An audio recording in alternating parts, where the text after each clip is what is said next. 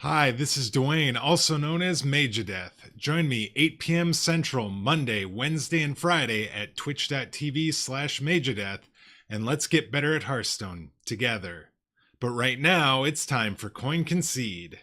Greetings. Hello. Greetings. My greeting. Well met. I greet you. Greetings, traveler. Greetings, friend. The pleasure is mine.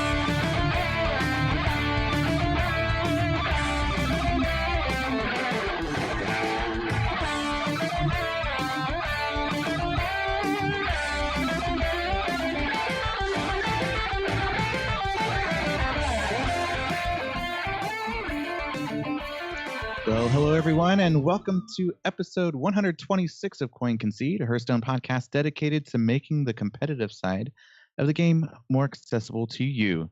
My name is Kenny, and I'm back. I go by KCCO Gamer. And joining us from Gadgets on New York, we have Ridiculous Hat. Wait, I have to have something excited for you being back. Here. Everyone, get in here! That's appropriate. Welcome back, buddy. Thank you. I'm not everybody, but hey. No, I you are appreciate the sentiment. buddy. It's not every, it's the buddy that matters. Okay. There we go. Okay. And from Kirzan, California, we have Bodicus. Trogs rule. So that's what he says, right? He says Trogzor.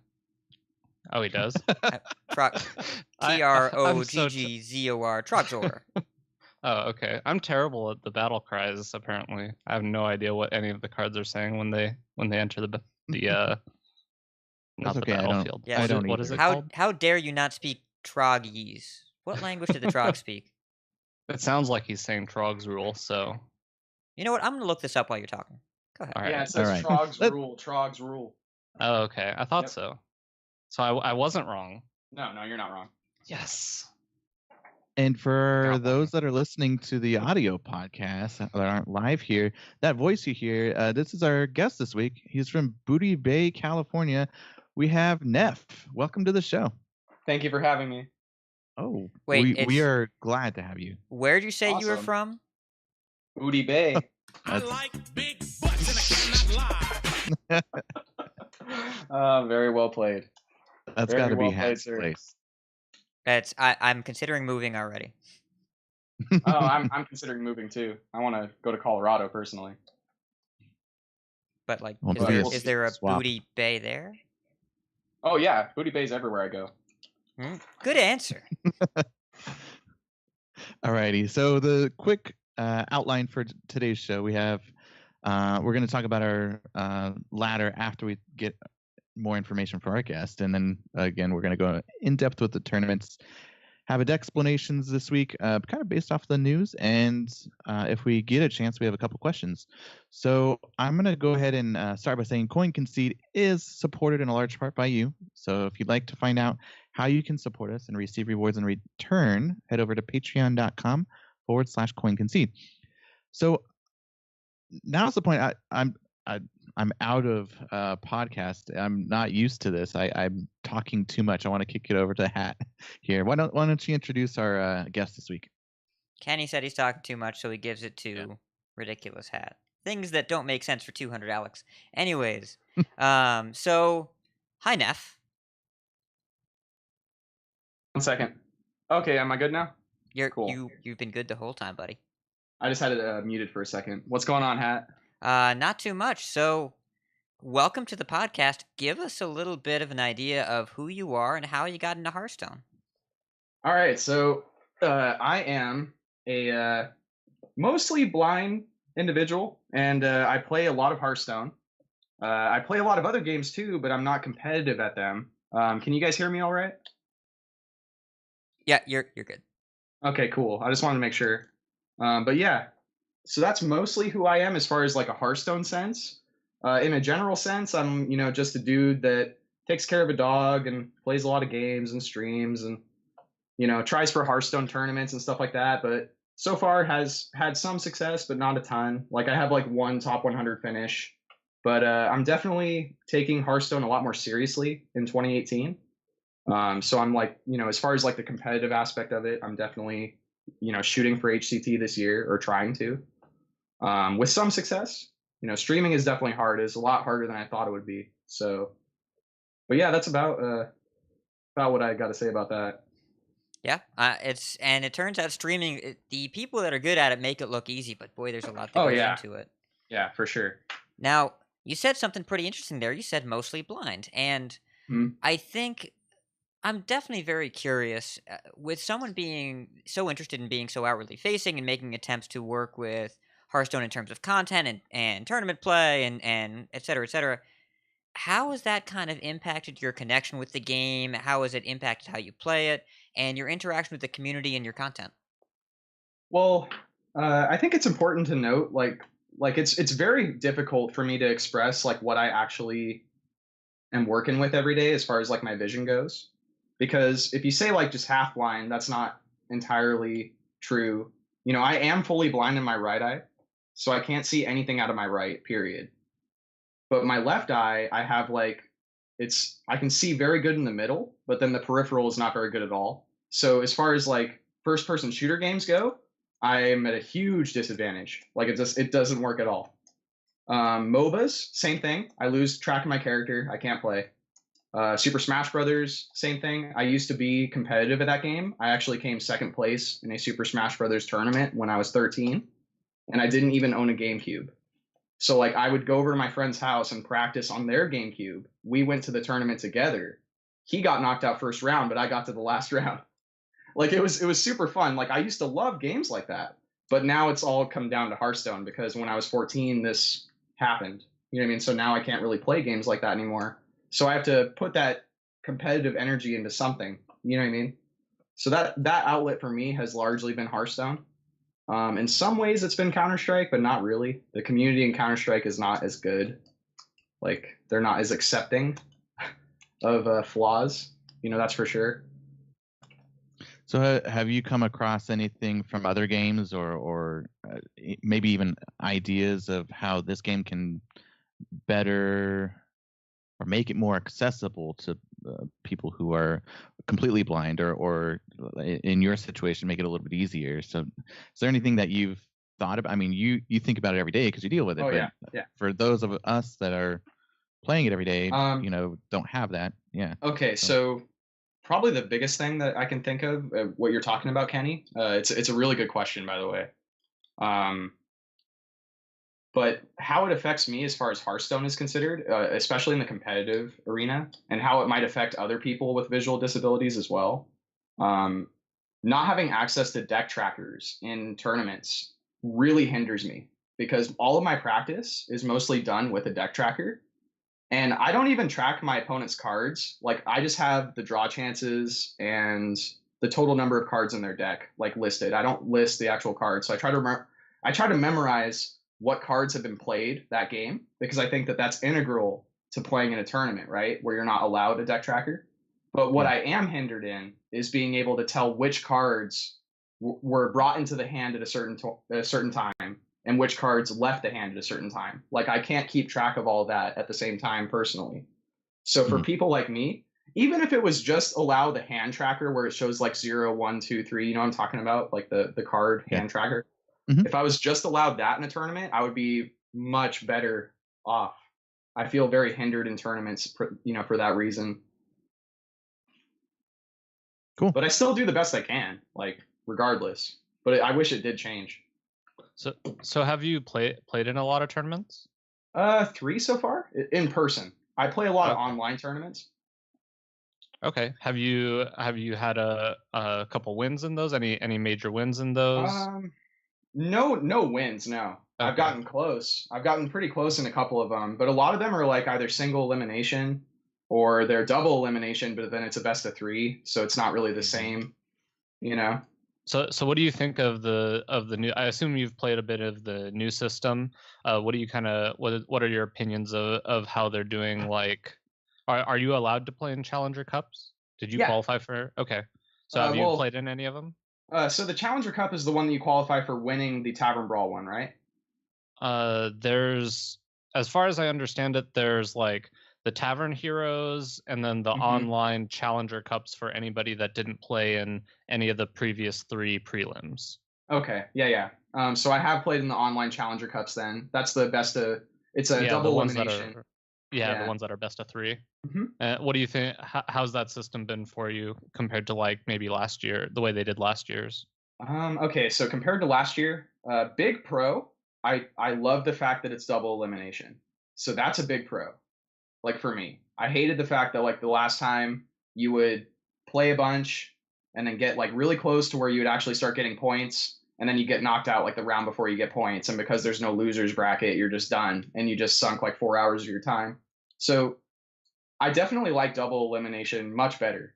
Now, that being said, I much prefer Conquest best of 4, best of 4 ban 1, so then it's 3 decks instead of 2. Mhm. So I would Okay. rather have it be double elimination with that, but I understand that it's like a time sink and everybody needs to get, real life stuff done, you know. Okay. And then what are your kind of goals for this year? Have you set any goals for this year? Yeah, a couple. Well, number one is I want to hit legend every month, no matter what. And so far, I've been successful with that, barely. The first month, I hit legend on the last day. Wow. And What'd you hit it with? oh man, so Do you that was remember? January. Yeah. Okay, so in January, what did I play at the end? I started throwing Hail Marys, because like it's the last day. You're Yeah. rank 5, like you're gonna high roll if you're gonna win, right? Like so, Right. I think I played Big Priest if I remember. Like Okay. I got super lucky. I went on like a huge winning streak from rank 5 to legend, and then Well, yeah, this month, that's similar okay. thing happened, just not the last day. Okay. What'd you play this month? Murloc Paladin, Okay. a lot of Murloc Solid. Paladin. Yeah, I have Solid. it's very, very, very solid. I have a lot of stats on it this month. It's very promising. Although Hungry Crab has been a problem. Have you tried any? We had a Zandali on last week. Have you tried any of the more Silverhand centric Paladin decks? Yeah, yeah. Actually, I've played Dude Paladin a lot, and Zandali. I had a really popular list on r/competitive Hearthstone like a week ago. It was the Deathwing version. It's like towards the beginning of the season. Did you see that post? I did not. Okay, so it got like 100 upvotes or something. It wasn't like super popular or anything, but a lot of people were trying the list that I put up. The only problem was I didn't have a huge sample size. So a Mhm. lot of people gave like constructive criticism on that list that I made. And I altered that list and went with a different one, and that's what I hit legend with. So my list was a little too slow.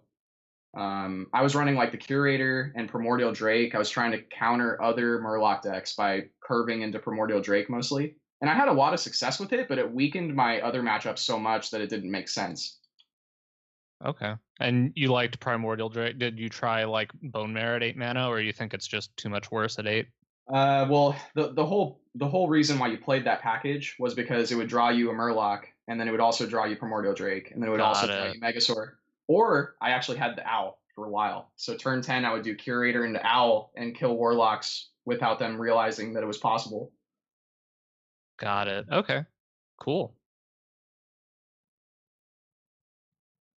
So what Yeah, it was pretty fun. So it sounds like you've actually been playing a lot here, and you've been collecting information, and Hmm. you've been really just learning and sharing what works for you. So what kind of content have you been making, Oh, and how'd you get into doing that? so the content that I've been making, quote unquote, I made one video so far, and it's terrible.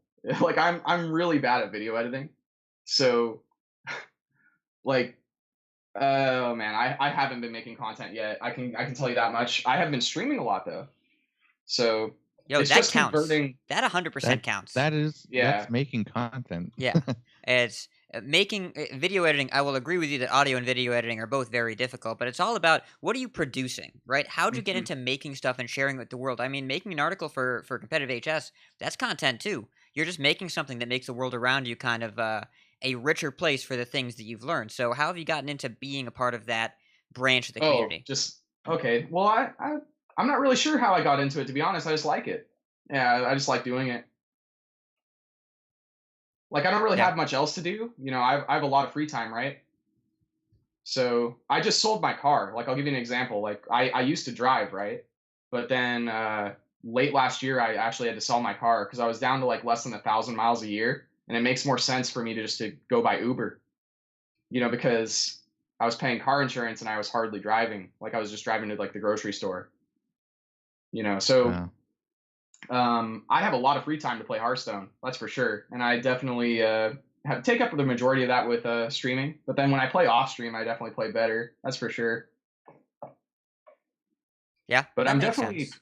Yeah. Sorry, I feel like I'm talking too much. You're good, man. Don't worry. Yeah, it's all good. We want to hear from you. At this Yeah. point. Yeah. Okay. Well, and so what's it been like trying to break into the content production world? I mean, what have those first steps felt like? Starting out as a streamer, starting out as a as a writer, because you kind of alluded to that a little bit, but we want to try Yeah. and make it obvious for what it's like at this stage of the game for anyone that's listening that may want to break into content as well, because no one just gets started overnight.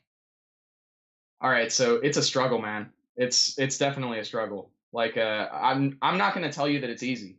Like nobody should ever tell you that. Like if you're planning on breaking into content creation or streaming as you guys call it, same thing. If you're planning on producing something for people online to consume and enjoy, you have to have a lot of free time and a lot of time dedicated to your craft. Essentially, it's almost like going into a craft. That's how I view it anyway. And I'm very bad at it right now, guys. Like I'm still trying to get there. You know what I mean? As far as like the production side of it. Like when I first started, like if you go back and watch like my first stream, I hope it's not even there. I really hope it's gone. But if you do go back and watch it, it was probably awful. Like at least in comparison to today, especially. But I'm definitely still learning new things. I'm trying to figure it all out. I still need to make Twitch emotes. I got my affiliate like the first month.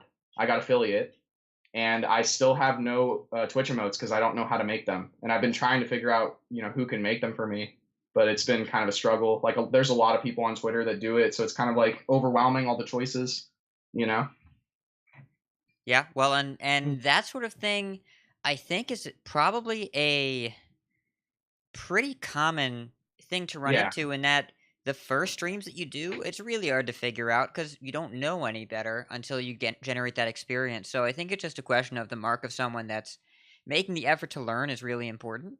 Sounds like you're well on your way, and Mm-hmm. don't be afraid to reach out to us or the community as well when you got a question. I think that goes for everyone, that we've all been here, right? I Oh, remember yeah. my first stream, and even now, production is not easy. We've just done it so many times that we kind of have a rhythm down, but it took us a Mhm. year to get here. And I will tell you that having to learn audio production in the process, there were maybe some bumps in the road. I think we can say that. So, Oh yeah, for sure. And I do have to like give a huge shout out to like two different mods that I have that literally have like stepped me through certain software stuff. Like they were in my chat, like telling me like, okay, no, go bottom right, click here, click install, click this. Like they were showing me how to set everything up. And if it wasn't for them, I probably would have quit like a long time ago. But it's a guy named Lurker LZ and another guy named RZ01. Both great guys, both Twitch mods in my chat. But I definitely wanted to give a shout out to them as far as like the setup aspect of things. They're amazing. And they're really good at Hearthstone too. They're always telling me like pretty cool. misplay. Like you know. Welcome We'll to count every those. Twitch chat ever. Yeah. Every Twitch chat is rank 1 legend Twitch chat. It's true. I got into like a semi argument with RZ today. It was like really interesting. Like it's weird. Like I don't know how you can like be, I love that guy so much, but at the same time, like I was just like angry at him today at the same time. Like it's weird. It's like family. We'll All consider them your shout outs later in the show. Okay, for sure. Yeah. Sorry, my Yeah. bad. No, hey, it works. Hey, sometimes I come across them during the show. I think Have you're you been gonna in the ask chat? I've never seen you there, to be honest. in the chat for Like have you seen my stream? I don't think I've seen you in there. No, I haven't been in your stream. And Okay. and lately I've been watching it on TV lately. Only Oh. because I finally found, okay, I have a Roku player and I found out how to get Twitch on as an app through my Roku player. So I haven't really been doing it like on the computer. I'm Oh. like usually feeding the baby or doing stuff that when I'm not able to play. So that's usually when I watch, is when I can't be on my phone or can't do other things. So I do that too. I actually have a Roku TV. yeah. Yeah. Do you have Twitch on there? Or Mhm. if not, I'll show you. Okay, yeah. Yeah, it's that's been my thing the past couple of weeks, is just watching it while I'm up at 3 a.m, feeding the Yeah. baby. Or so. Who do you watch? Well, it tends to be like late at night. It tends to be Asia and Europe. I'll watch Asmodai too. He goes kind of off schedule, sometimes super late too for me. Man, it really hurts for me to talk about Asmodai, man. Yeah. Yeah, that guy and I kind of have bad blood, like in a way. Not like really. Like I feel like it's mostly a misunderstanding, to be honest. Like I just don't think I've ever gotten to explain myself to him. But he doesn't like me. Well, we don't have to go on a touchy subject or anything. Oh, but- it's not touchy. It's really not. Like so I'm a huge fan of his. Like I watch his stream a lot. I used to. And so I was playing, right? And I this was like probably the third time I'd ever hit legend. It was in November. And in November, I hit top 100. So I was in top 100 playing, and I came across Cosplay Grill, right? Like I start playing Cosplay Grill, and my mind just like light bulb. I was like, that's Asmodai. And I freaked out. Like my mind started going like a million miles an hour, like because I'm such a huge fan of him.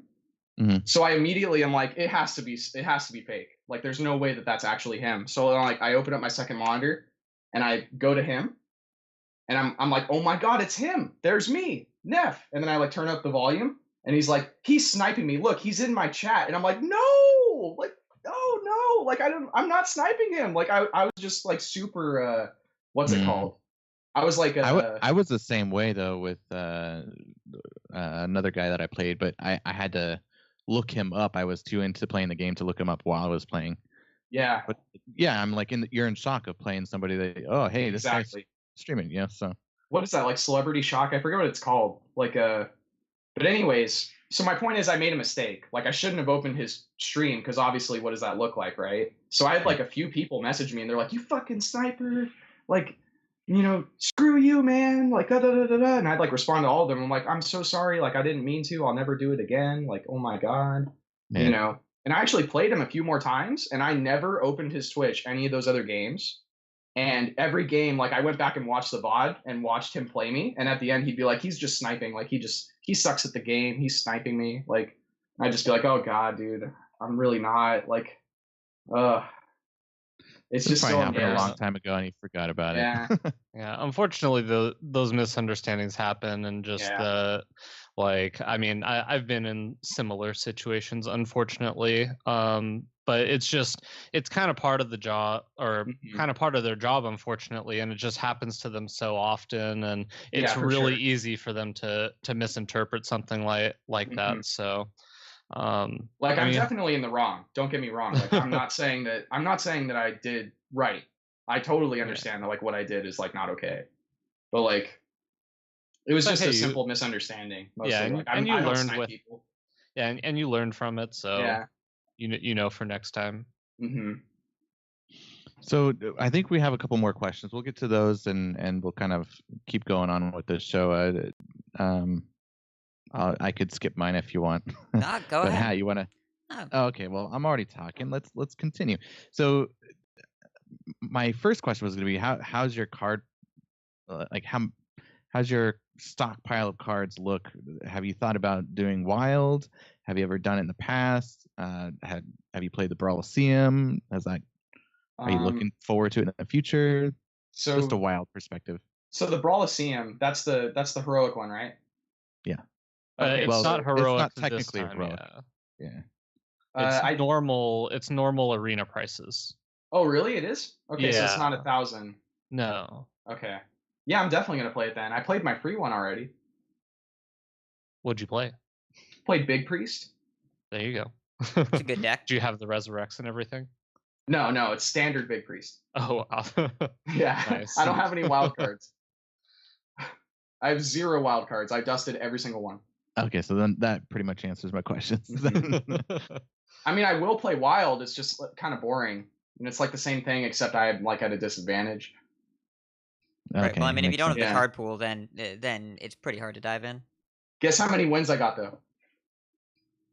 Uh, 6. I'm gonna go 8. 6. Oh. I got 6. I got super unlucky the last 2 games. I was 6-1. You got to be Yeah. like more of my Barnes opponents. It seems like I've played against, I think, 3 or 4 Barnes decks so far, and all of them have had it on turn 4.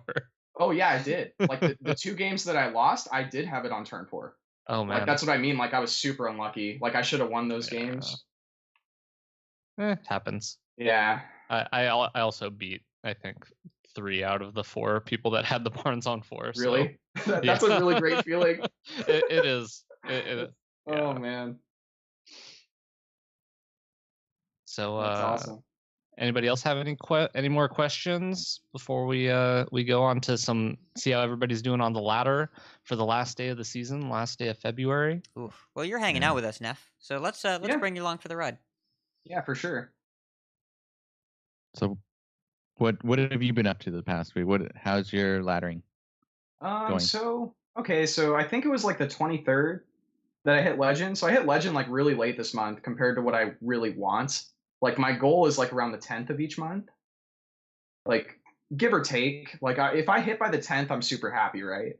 But it took me till the 23rd, and I felt like I was hitting my head against a concrete wall like the whole time, right? Like I'm playing 8 hours a day, not really moving very much. It just felt like a horrible, horrible grind, right? And then one day I just started playing, and I went from rank 4 to legend in like 3 hours. It was like the weirdest thing. Like I don't know what happened. I tell people RNGesus took the wheel. Like that's what I tell people. Because it seemed like it. I went back and I recorded the 3 hours that I played because it was off stream. And I went back and watched those 3 hours, and just like every single play, I'm just like, okay, now the juggle hits the 1 health minion. Perfect. Like it was just everything was just lining up awesome the whole night. But I feel like that happened, or it happens. It feels like it happens to me a lot too. Like I just hit my double divine spirit inner fires on the right turn when I get a minion to stick, or knife jugglers sniping the targets it needs to. Mm-hmm. Yeah. So go ahead. I was gonna ask, how's your week, Bodicus? What have you been up to? So I probably finished top 1,000. Last time I checked, I was like ranked 900 or something on Asia, and right now I'm right in the low 400s on NA. So I'm probably just gonna try to hold another top 500 for this month.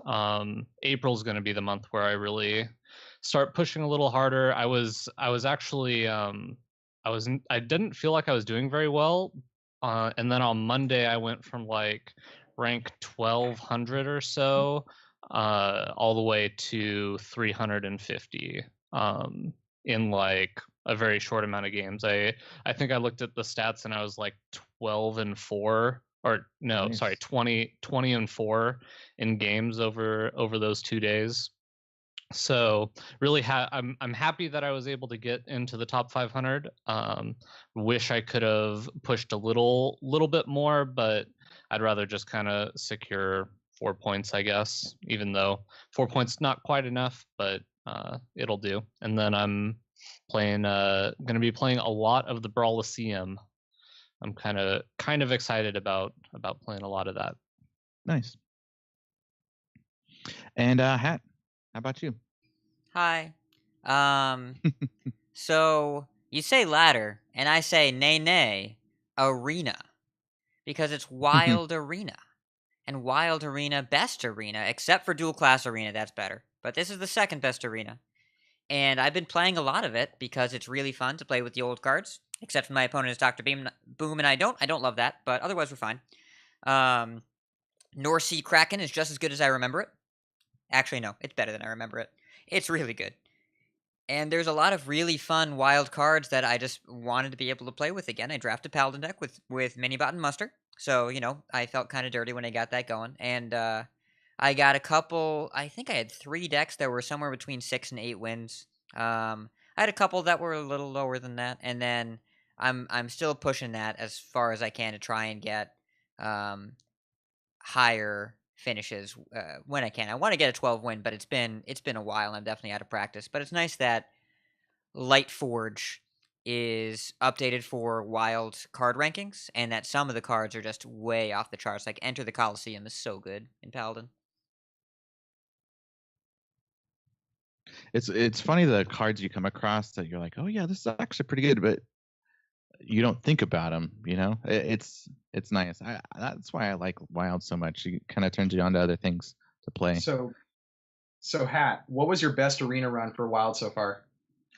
I think it's been an 8 win so far. That's good. Yeah, I'm pretty happy with it. I had one where I had to choose between Call to Arms and Enter the Coliseum.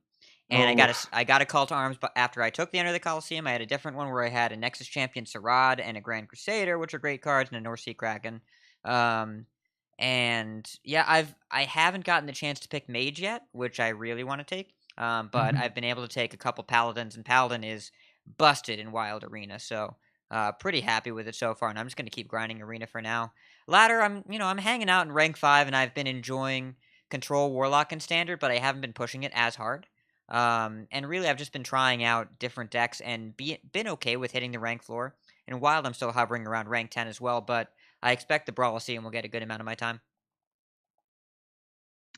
It's nice to have months like that where you're just jumping all into like the dungeons or the arena, or it's something different than what you normally doing grinding ladder every month. So well, I mean, after 22 months of hitting legend, I think I can say, you know what, number 23 doesn't mean quite as much.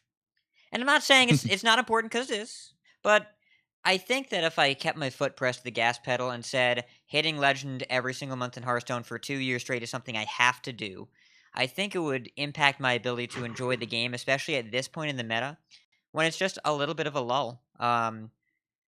Right now, we're all in the rotation waiting room, and I don't want to bang my head against the wall in there if I think maybe now is the time to make sure I play Hearthstone in a way that allows me to keep enjoying it, and I don't burden myself with the need to push myself really hard in it when, work is picking up like crazy because of Black Panther, and when there's other games out there that I'm also, enjoying playing at the same time. There will be a time again when Hearthstone becomes the primary source of my time all over. But right now, I think I'm just taking my foot off the gas pedal a little bit, and I'm kind of enjoying the scenic ride. I think that's a healthy way to go about it. You gotta have breaks in there, because otherwise you'll, as you were saying, just banging your head against the wall is not good for it. So totally. The reason why I really wanted to hit legend this month, like I was super adamant that I hit it this month, right, is because of the changes. Like they're going live next month, I think, right? Where you start at like rank 4. Yeah.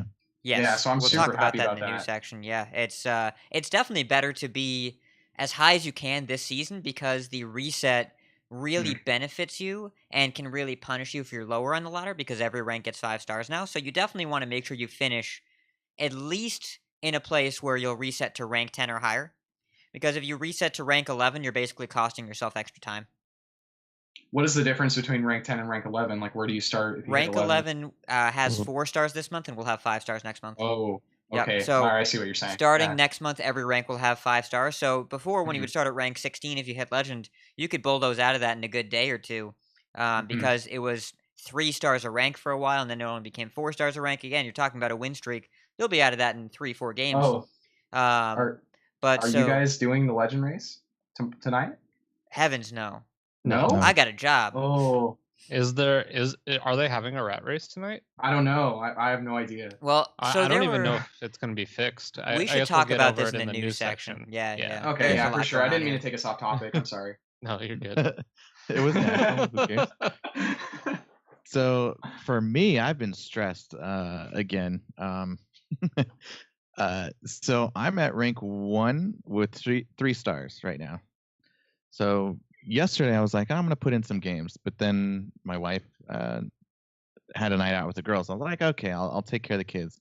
Well, they were raising hell, and I could not play at all last night. So I was like, well, now today's going to be stressful.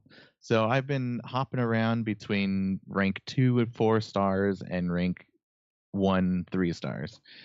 And I stopped playing my all golden Murloc aggro pally because I've just played one too many Warlock Giants decks, and man, those frustrate me. So it's like, I'm gonna join them. So I started playing that, and that's what got me up to 3 stars now. So I'm only 3 wins away, and after this podcast, I think you guys are, what I'm gonna be doing. So Well, hey, gotta make it. yeah, at least look at the bright side. Even if for some reason you're not able to get there tonight, you're still going to already be past the rank 5 floor at the start of the next season. So Where are you at right now? Did you say where you were at right now? I'm sorry. Yeah, I'm rank 1 3 stars. Oh, yeah, that's totally doable. Are you kidding me? You'll hit it right when you get off this. Yeah, man. That's awesome. Yeah, the kids will be in bed, so I'll get to put in some good time. So I'm not too concerned about it, but it's the last day, so it is that natural stress that you have. For sure. I've never hit legend in wilds. I've never hit legend. Well, last time I hit legend was Secret Paladin when it was standard. Well, they didn't have standard wild back then, but when it was ladder. And I decided to do it on the short month this year, so I'm crazy. See, I've never even been like ranked 24 in wild. Like, I've just never touched it. Yeah. Like, but that's really cool, man. Like, I really want to hit legend in wild. Like, I'm super jealous. It's a lot of fun. I enjoy it. If you're playing the right deck, it's a lot of fun. Yeah. Well, and the format is definitely interesting because those swing turns are both expected and also still kind of infuriating sometimes when they Void Caller into Void Lord on turn 4. But it's I think there's definitely something to say about the barrier to entry for Wild for those that didn't have the cards back then or that needed to dust them to keep the collection going. Because as the format becomes more interesting and compelling, it becomes harder and harder to get into because the cost of entry to go back and remake 2 years worth of cards is really high. It's really, really difficult to do. And to justify crafting Mysterious Challengers or Aviana, Aviana is more niche than Skull of the Minari in Standard, and that says a lot because Skull of the Minari goes in exactly one deck, and you still probably need it, but Aviana goes in exactly one deck in Wild, and I don't know if you need that deck, but it's in tournament lineups, so if you want to test with it, you got to make it, and there's tons of cards like that. So, I don't know, I think that there might be... Maybe it's supposed to be the expensive format, but that might also just limit its growth in a really significant artificial way. Is that Aviana deck? Is that a Malygos deck? Aviana, Malygos, and Ixlid, and Kun the Forgotten King. Okay, so I never... There's also a Deathwing version, I think. Yep. Wow. Well, the Deathwing version was also the one that plays Cube, I think. Yeah, Cube and Leroy Jenkins. Yeah, that one. Yeah, that was the one Nostum was playing. I was a big fan of Malygos Druid in 2015, 2016. When did that deck go out? Like, when did Malygos Druid stop being a thing in Standard? Probably like end of 2015, right? That's so long ago, I don't remember. Yeah, so that was like, during like League of Explorers, like with Bran, and there were like tons of cards that actually helped you in that matchup, and you had Living Roots, and you had Thaurissan, and you would just curve into Malygos and then just OTK your opponent. It was super fun. That was like my favorite deck to play back then. So I really miss cards like that, as far as like, when I look back on dusting all my wild cards to play competitively in Standard, I really miss playing decks like that. Like, I really am intrigued by Wild, but I just don't have the money for it. That's part of the fun of Wild, is getting to play some of those nostalgic decks, and that's what I was going to mention. The other part, like I've missed a couple of weeks. Obviously, if you've been keeping up with the podcast, I've been doing a lot since then. So one of the things I did, and it was part of my goal list of goals that I had for the year, was to make an all golden deck. So I actually ended up making 3. Really? I opened up a ton of packs and this was from Marspad, I think. Yeah, Marspad told me, hey, just do nothing but League of Explorers, or no, nothing but Streets of Gadgetzan, and Oh, because it's got because Raza and I had Patches. all of the legendaries. Yeah. So if I dusted both Raza and Patches, I'd guarantee to get those. So then I would get the full 1600 dust for those. And I ended up keeping Patches. I didn't keep Raza. But So I got a but yeah, question about that. Yeah. Real quick. So Sure. if you have all the legendaries in a set, are you guaranteed golden? No. No? Okay. Once you have basically the strategy is once you have every legendary, then you dust whichever one you're trying to get in golden, and then the next Oh. legendary you get will be that one. And That's a then good strategy, man. If Oh my your God. if the next legendary you get is golden, then you get it as that one. So that's what a few, like I've seen Kibler do stuff like that where he, buys a ton of packs and then dusts the one card he wants in golden and then keeps opening packs until he opens that. Wow. And if it's not golden, he dusts it and keeps opening packs. And So so what on was and the so last on. golden that you guys got? I don't even Kenny? remember. I think a Geosculptor Yip. It was Patches. Yeah. Oh, you Well, got I Patches. created a bunch. So the 3 decks I actually created. I created the first one I did was for nostalgic reasons. I had a secret Murloc Paladin deck. Oh, is that the Anyfin Paladin so- deck too? The Yeah. so it was Anyfin expensive, man. Secret Murloc Anyfin- Paladin, which is so good. Oh my god, that deck's so good. Expensive though. Yeah. Yeah. Lots So of epics. I did all of that, and then I have an aggressive Murloc Paladin for both standard and wild. So I did those. All 3 of those are golden, and they have different cards. But so using the Patches Raza kind of thing, and I dusted both of them just because if I got a pack that I opened and it had 2 legendaries in it, at least I guarantee I'd have both of them rather than just dusting one at a time. So. Thanks Marspad for pointing that out to me, and I got enough dust to do that. So See, that makes a lot of sense because I was watching him. I was on Hearthstone, and I was watching him opening packs, and then he kept opening Raza and Patches, and I was like, "Wow, so lucky! You get 1600 dust back." And he's like, "No, I know, because that's all I can open." Right? So it's because Hearthstone tries to fill in the legendary gaps in your collection, so you just make 2 gaps, and then instead of opening a guaranteed 400 dust, you open a guaranteed 1600 dust. That's brilliant. It's also the 1% strategy because you can only do it if you already have every legendary in the set, and then you have the ability to buy more packs. So I'm very jealous of your all golden decks. That all golden Murloc Paladin, the golden Murkite must look so cool. oh, I've had some good comments. People add me already. They're just like, oh, that all golden deck is beautiful. Yeah. It's Well, and Paladin's already kind of gold colored, so like it looks good. That's my most golden class. So I have the golden Paladin hero, and then I had to craft. I think Sir Finley I crafted gold. I crafted Old Murkai gold. I crafted. Oh, what else? I had some legendaries that I did too. I'm trying to remember which ones they were, but a lot of expensive ones like Anyfin was expensive. Call to Arms is expensive because it's a rare or an epic. I mean, so you think about 3,200 dust for crafting just those 2 cards. So it gets really expensive, and I got that out of the way. It's check mark. Now I just need to hit legend and wild and check mark that. There you go.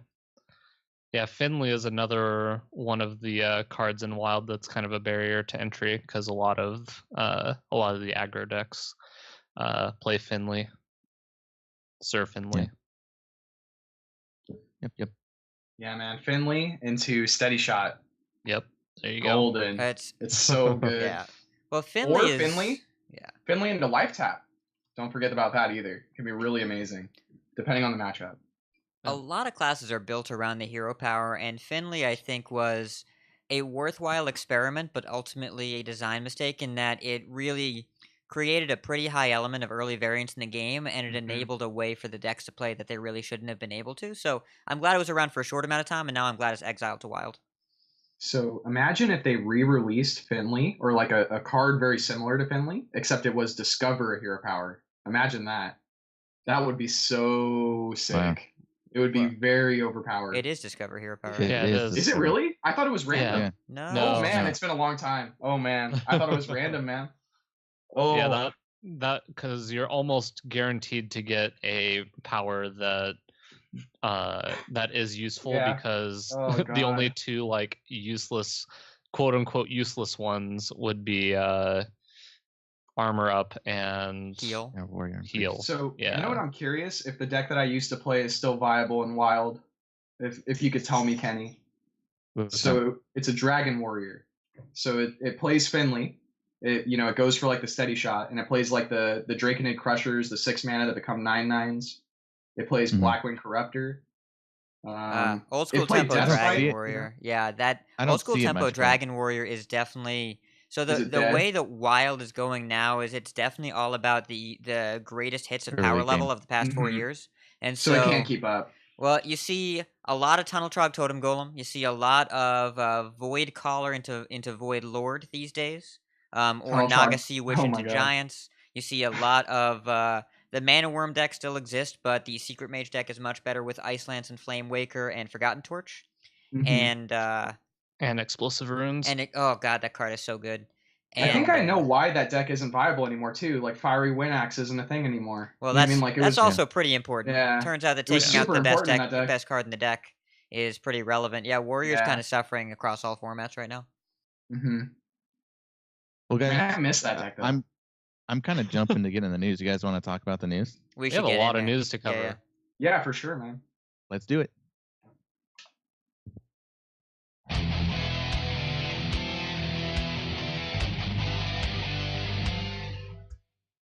All right. So the news this week, obviously the big news. We're going to start off here.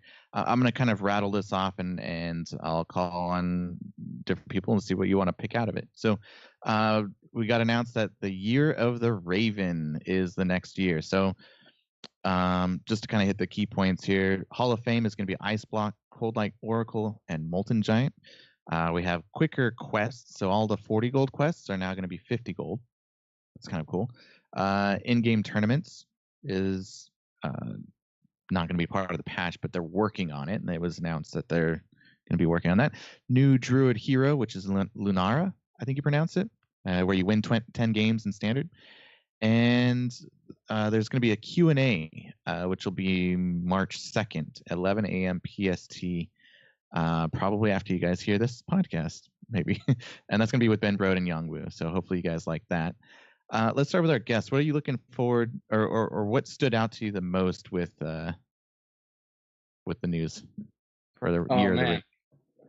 No rap. Where's the rap, Ben Brode? Like, oh man, I was really looking forward to that. Although I do like the video a lot more than the rap, not gonna lie. Like it was a lot of cool news, a lot of heartbreaking news too, man. My Ice Block. Oh, I'm really gonna miss Ice Block. You're one of those people. Well, I'm not saying. Okay, I understand. I understand why Ice Block has to go, but it's my baby. Like I love it. I love it so much. I love that card so much, man. It plays like my favorite archetype. Like without that card, my favorite archetype leaves the game. So it's like very heartbreaking to me. So I'm gonna go out on a limb and think that you have a golden mage. No, I have very, very little golden cards because I'm mostly free to play. Like for the most part, like there are certain expansions where I've bought packs, but I'm talking heroes, not the cards.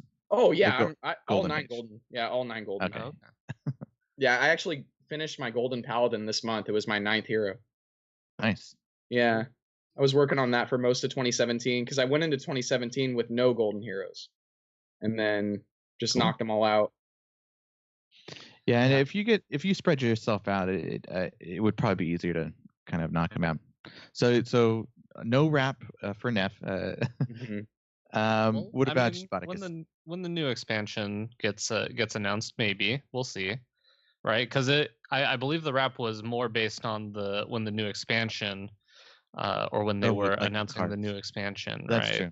Yeah, it's usually a content-based rap instead of just the year. But anyway, I'm much happier that Neff is an Ice Block gamer instead of a Cold Light Oracle gamer, because Cold Light Oracle is the card that I like Cold Light too. okay, that's fair.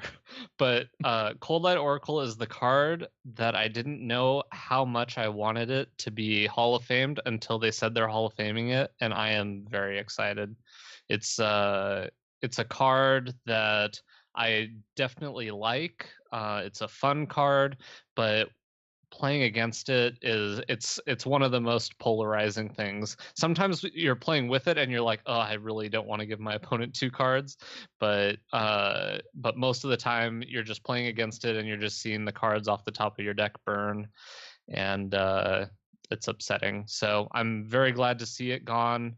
Molten Giant, did anybody else see this coming? I did not see it coming. I guess they're going to revert it back to the old mana cost and then just move it to wild. Do you think that might change anything, Kenny? It may change stuff. Okay, so it's going to be 20 mana. Yeah, the way it used to be, but Instead it of doesn't really 25? affect. It doesn't really affect Naga Giants because No, it No. just costs 0 like So, more. It costs more yeah. 0.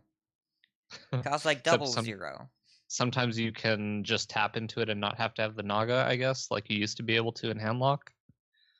But it's probably not powerful It's not going to enough. matter at all regarding wild, and it really didn't Okay. anyway. So they're moving it strictly to wild so they can put it back to what it was, because I think they made the change so that because it was still in standard. Well, and they had discussed that before, right? Broad had said they were looking at reverting it, and once Hall of Fame was Yeah. announced, I don't know if we saw this coming during, like, in line with the other Hall of Fames, because typically in line with Hall of Fames, all the speculation was like Gadgets and Auctioneer, Doomguard, these cards that we're constantly seeing every day. And then in Standard, you're like, oh yeah, Molten Giant, that needs to be out of Standard. Wait a minute. So it's kind of a combination of 2 different things, and one of them is the design philosophy they haven't really touched on of buffing a card for the first time in history. Now it's an unnerf, not a buff, but it's still the first time that they have the precedent of taking a card and saying we want this to be played more than it is, but also recognize it's not in the right environment. So I think that's a really cool design choice to make, because it sets a precedent that maybe Leroy will be 4 again in Wild, or maybe Soulfire will be 0, or maybe what else? Knife Juggler will be a 3/2. There's a lot of options, or someday maybe Wild will be so powerful they can bring back Old Innervate. Like, any of these things are Let's not possible. do that. What? I'll pass on that one. Wild is the format already where it's turn 4, play 7, free 8/8s. I think Innervate would fit in just fine. I don't know. It's interesting to see how they did it, and I'm really happy with that design philosophy. It's not what I'm happiest about, but it's a really nice change. I wouldn't mind seeing old Force of Nature. I don't think that one's too Yeah. That one's too egregious, right? It wouldn't. It's too slow now. It's turn For 9. wild. It's too slow. For wild, not Yeah, but the problem with Force of Nature Savage Roar is that it basically makes it to where certain druid archetypes are just not as good, right? Like, just the whole archetype, like, if you could build a whole deck around 2 times Force of Nature Savage Roar, right? Like, you could basically build an entire deck around it. Like, that's what gave way to, like, token druid. That's why Violet Teachers were in druid. That's why you would see druid just basically amass a big board, get to the point where Force of Nature Savage Roar is lethal, and then just execute that plan. And it was so good that other druid decks basically just weren't a blip on the radar even, right? So that's why I think they made that change, just to basically make it to where druid had a little bit more creativity in its lineups besides just building around that. But I feel like it would be fine nowadays. Like, the combo is not as powerful as it used to be, like, at all, right? Like, there are so many other combos that exist in Standard today that are way better than Force of Nature Savage Roar. So it seems kind of like ridiculous to keep that change at this point. I'm not really sure. Like that, the combo was dominant in Standard because Standard was so lower in power level. But since then, they printed Defile and Spreading Plague and Void Lord, Exactly. and they let you get Yeah. Void Lord on turn 4 now. So like Force Roar on turn 9 is way too slow because people are either dying or locking up the board about 4 turns earlier than that. I could see that being a change they make. Discussion that I heard today was Ancient of Lore, and I was trying to think, if Ancient of Lore was still draw 2 cards, would people play it these days? I don't see how it would find room in current Probably Druid not. decks. But Probably just not. pay 3 more mana and get 3 more cards and 5 more armor and 5 Mhm. damage. yeah, man, if you compare old Ancient of Lore to Ultimate Infestation, that comparison is pretty unflattering, isn't it? Oh yeah. Yeah. Man, what a world All we live right, in. so you kind of anything else you guys want to mention about the news in this video and Hey, Kenny, what the ask me what my favorite change is. what's your favorite change? Tournament mode! Tournament mode. And it's okay, hold on. I know they said It's this not is not tournament tournament mode. I know I know it. I know they said it. Tournament mode. Let's all get hype for a second here that they actually listened and they did something that makes the tournament quality of life better. It's not going to have a ban tool right away, right? Not going to have a ban tool. It's not tournament mode, but you get an easier way to run tournaments in the game. This is basically what, a deck verification system. That's basically all it is. But Mhm. but that's way better than what we have right now, which is external websites and cheating. So Yeah. I'm a really big fan that they're even starting down this road and that they decided they wanted to do it now and that they've been working on it. And bravo to Blizzard for listening and adding an extra button on the interface. And there are just so many things that make this a really, really positive change and give hope for the future of what tournaments look like inside the client, because they're willing to do something in favor of tournaments inside the client again after last year's improvement of the tavern heroes in the client, like the taverns. They are very clearly trying to build an infrastructure, and Hearthstone has been called in many ways a game that isn't really meant for tournaments, and now they're proving that they're trying to make that a different thing. So, could not be Well, happier about it.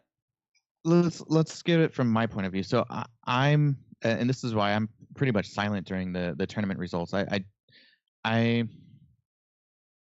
think I would enjoy watching it more after participating in it. So I feel like they're making it more accessible to everybody. Uh, it's just for me, it's always that extra step you have to make to go to a third party site to sign up and do this. Like I I'm not as serious a player as others, so if it's already in the game, yeah, of course I'm going to be playing a little bit more. I'm going to be doing a lot. It opens up more for me now as far as tournaments go. So I'm kind of excited for this, and I would help with I don't know. They announced it's like a beta version. Like they're looking for feedback, but I'm yeah, we're chomping at the bit, I guess. It's just But so nice that there's going to be an in-game deck verification feature. Like that removes so much guesswork and so much administration from what it mhm. takes to run a tournament right now. And by far the biggest cheating issue they have is people having multiple decks built and playing cards they didn't submit. And now the client's just not going to let you do that, and you don't have to delete decks anymore, and you get to play what you're supposed to play, and all the administration for that is handled by an automated system within the computer, as opposed to admins and deck codes and an incredible amount of time and labor spent on it. So it's a really, really big win for the smaller tournament organizers, and even for the bigger ones, the DreamHack will just not have to pay as many judges. Like it's that simple. Yeah, I wonder if it was kind of a result of DreamHack, like the thing that happened at DreamHack where someone was playing a different deck than what was submitted.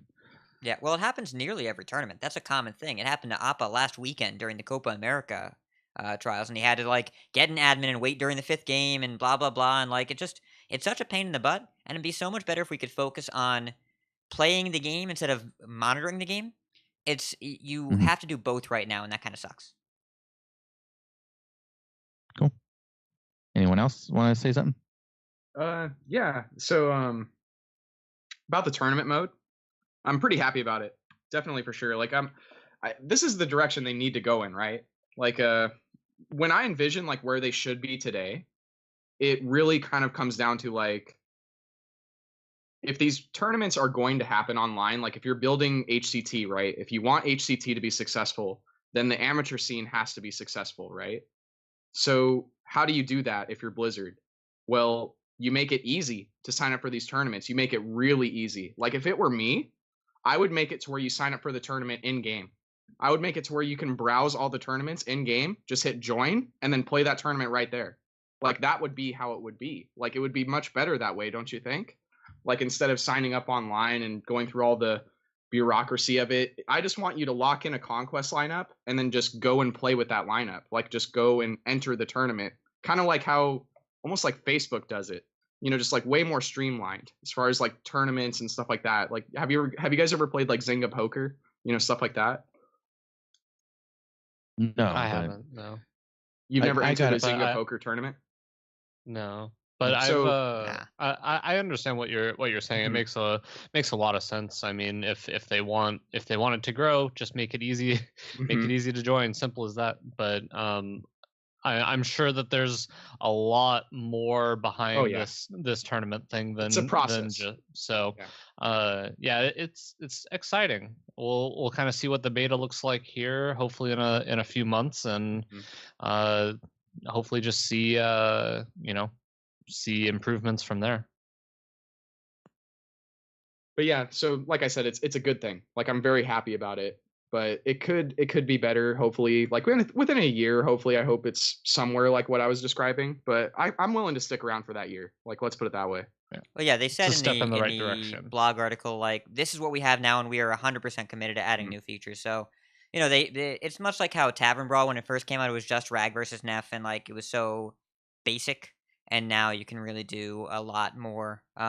It's like they have co-op and two class and weirdo stuff. So, I expect there to be a good amount of improvements in this going forward because they've shown they're committed to improving Hearthstone's infrastructure. I mean, think about the best way to visualize how much better Hearthstone's infrastructure has been is try to imagine what it would be like to build a deck from a screenshot the old way and think about that cringing feeling you get inside of not wanting to do that. Because, like, the idea of looking over at a screenshot and then tabbing back and clicking two cards and switching over and all, it's just like, it's so archaic. Like, now, and every time you see a deck list posted from the pros, every reply is like, yo, can I get a code? Y'all got a code? Very or different. just code. Yeah. Yeah. Yeah, or just Alrighty, code. cool. Yeah, no please, no question mark. All right, so let's kind of bang out the last couple news things this week. So something came up here this past week where they added so you think you can cast, where you can, like they've had it before with Korra. They're kind of opening up. I didn't take a look at the details. Are any of you looking to do this? Maybe you can tell a little bit more about it. Yeah, so this year they're going to be doing casting duos. So you comment on it's a 7-minute video, and you find a partner and you commentate over it and send it in to them.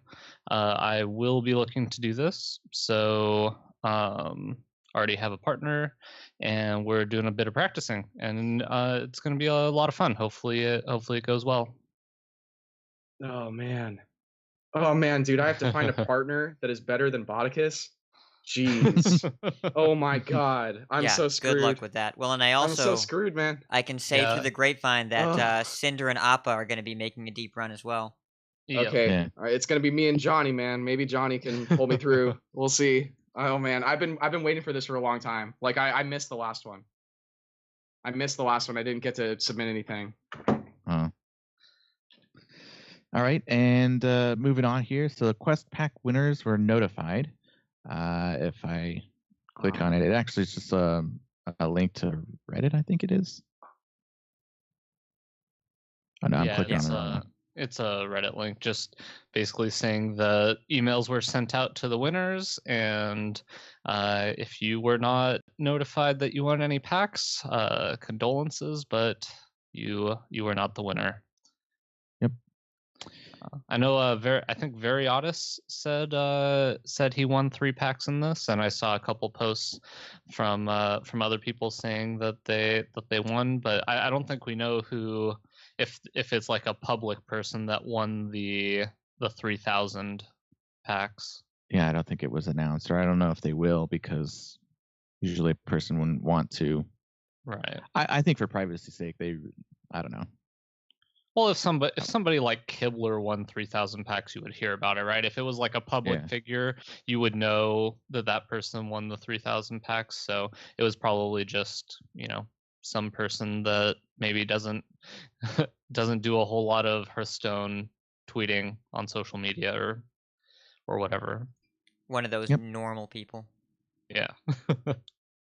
All right, and then just a quick reminder. So the Year of the Mammoth bundle pack that you can buy in game, it ends on March 11th. So you'll want to kind of get on board with that if you're thinking about it and haven't yet. So just a reminder there. And also there was like a ranked play issue. So I'm gonna have we kind of talked about this a little bit before. So Bodicus, have you said you haven't checked your Asia account, and I think it's because they're well. You Yeah, want to talk about so it? Yeah. so what I heard is happening is they had a weird I guess bug with the reset where whenever you would win a game, instead of winning 1 star, you would win like 4 or 5 stars. So people were jumping ranks like whole ranks very quickly, and somebody actually got rank 0 legend. It said they got legend and it had a 0 in the middle of it, so they actually stopped. I don't know if it's back up yet, but they stopped all ranked play on Asia for now. 5 hours ago, they did write a post here. It says, we are aware of an issue at ranked play progression for the March 2018 season roll. While we investigate, we have temporarily disabled ranked play mode in regions where the March season has begun, which currently includes Asia, China, and Europe. We will continue to update this thread and more information becomes available, but they haven't updated it yet. So yeah, I haven't bothered to go over there and play because I don't really want to deal with. Well, obviously you can't play now, but even when I was hearing that it was, you could get 5 stars for a win or you lose 5 stars for a loss, I just not super interested in that. I just want it once it's ready to go. I'll head over there and start grinding again. Alrighty. Yeah, you're the only one on the podcast that really goes to another server, though. So I figured I'd call on you. Yeah, well, speaking of the You're the Mammoth bundle, as soon as I found out you can do that on every server, there went another $40 very quickly. Well, I wonder if this will affect me because of playing after 3 a.m. tonight. Because what if this is an NA level bug? What if this is everybody? I don't know. I'll be awake. I'll try it. Yeah, I'm definitely going for rank 0 legend, man. Let's do it. Like, yeah, that's a once in a lifetime opportunity, right? I'll be already there just because I'll be playing tonight anyway. So it rolls over. Yeah. All right, Kenny, we're gonna both try and play a game at 3:01 and see what happens. We'll see. Well, I'll play it at 12:01, but yeah. Okay. Yes. I'll be asleep. Y'all are crazy. Yeah. Well, I'll probably be up feeding babies anyway. So. I don't know if you guys want to cover this last part or if we want to mention the tournament, but I guess I'll talk about it. So Blizzard actually had a blog post for meeting the first tour stop winner for 2018. So did you have a chance to check this out? It's for the HCT Germany. It was Be Quiet. Yeah, I like how the article referred to him as being an advanced age at 29, and now I feel real old. Oh, really? Well, it's because you think about it, your average Hearthstone pro, or at least the prolific ones, are usually teens or 20s are pretty common. And Hearthstone years are kind of like dog years a little bit in that Doc Pone was famous for being a 30-something Hearthstone pro that made the top 4 and qualified for Worlds last year. But it kind of shows that Be Quiet, he committed his time, but the way that they describe him in the article, they don't talk about him as like a constant top 10 legend finisher. Just that someone that played Hearthstone, then took some time off, then came back and hit legend a bunch. Like, hey, let's play in a tournament, and then just got there. So I don't know. I thought it was a really cool story in that it seemed pretty normal, but just had extraordinary results. Yeah, true that, man. Yeah, I mean it's very easy to like once you get to a certain level in Hearthstone, like there's diminishing returns on skill, right? Like in this game. Like when you get to a certain level, most people will pilot the deck the same way. Like if you take like Pavel and you put him in the same room as Firebat and you show them a game of Hearthstone, chances are they're both going to make the same plays. Like if they're given the same choices. There are some, there are some exceptions, like as far as like personal play style. Some people play to certain win conditions more than others, but a lot of it is down to luck at a certain level. But that being said, there are ways to eke out extra percentage points of victory, right? Like where you take a certain line that's better than another line in a way that's not really, you can't really tell right now, but then like 5 or 6 turns down the line, it's a better win condition, right? Like you see that a lot with Frozen. Like if you watch Frozen play, he's thinking like 6 or 7 turns ahead most of the time. It's the most insane thing I've ever seen. Like I watch that guy and I'm just like, I can never play his lineup. I can never play his lineup the same way that he does. So I don't bring his lineup. When I go to a tournament, I'm not good enough with it yet. Like I need to practice way more to get as good as that guy at the decks that he plays. Yeah, I mean, It's true. I think we could have a decent argument if we weren't an hour into the show already about the skill cap of Hearthstone, but there's definitely to win a tournament doesn't mean you necessarily have to be the most skilled Mm-hmm. person there. It's just that the higher your skill level is, the more consistent your finishes get. And consistent Mm-hmm. top eights is way harder than a win here and less consistent results elsewhere. I think what the story illustrates for me is that even if you haven't won a tournament yet, doesn't mean you won't. Oh And yeah, practice is definitely. important, and putting yourself in the best position to win is very important. But it's Hearthstone is a game where there's some variance built into it, and we're also Mm-hmm. practicing a specific meta. Doesn't always translate to other metas, but seems to be worth investing the time in. Great. All right, so that pretty much does it for the news section. This is probably the latest we've ever gone into the tournament results, but that's okay. Hey, we're having fun. Oh yeah. So, Hat, you feel like talking? Do I feel like Kenny? Kenny, don't be ridiculous. All right, let's talk about some tournaments. It's the grand tournament.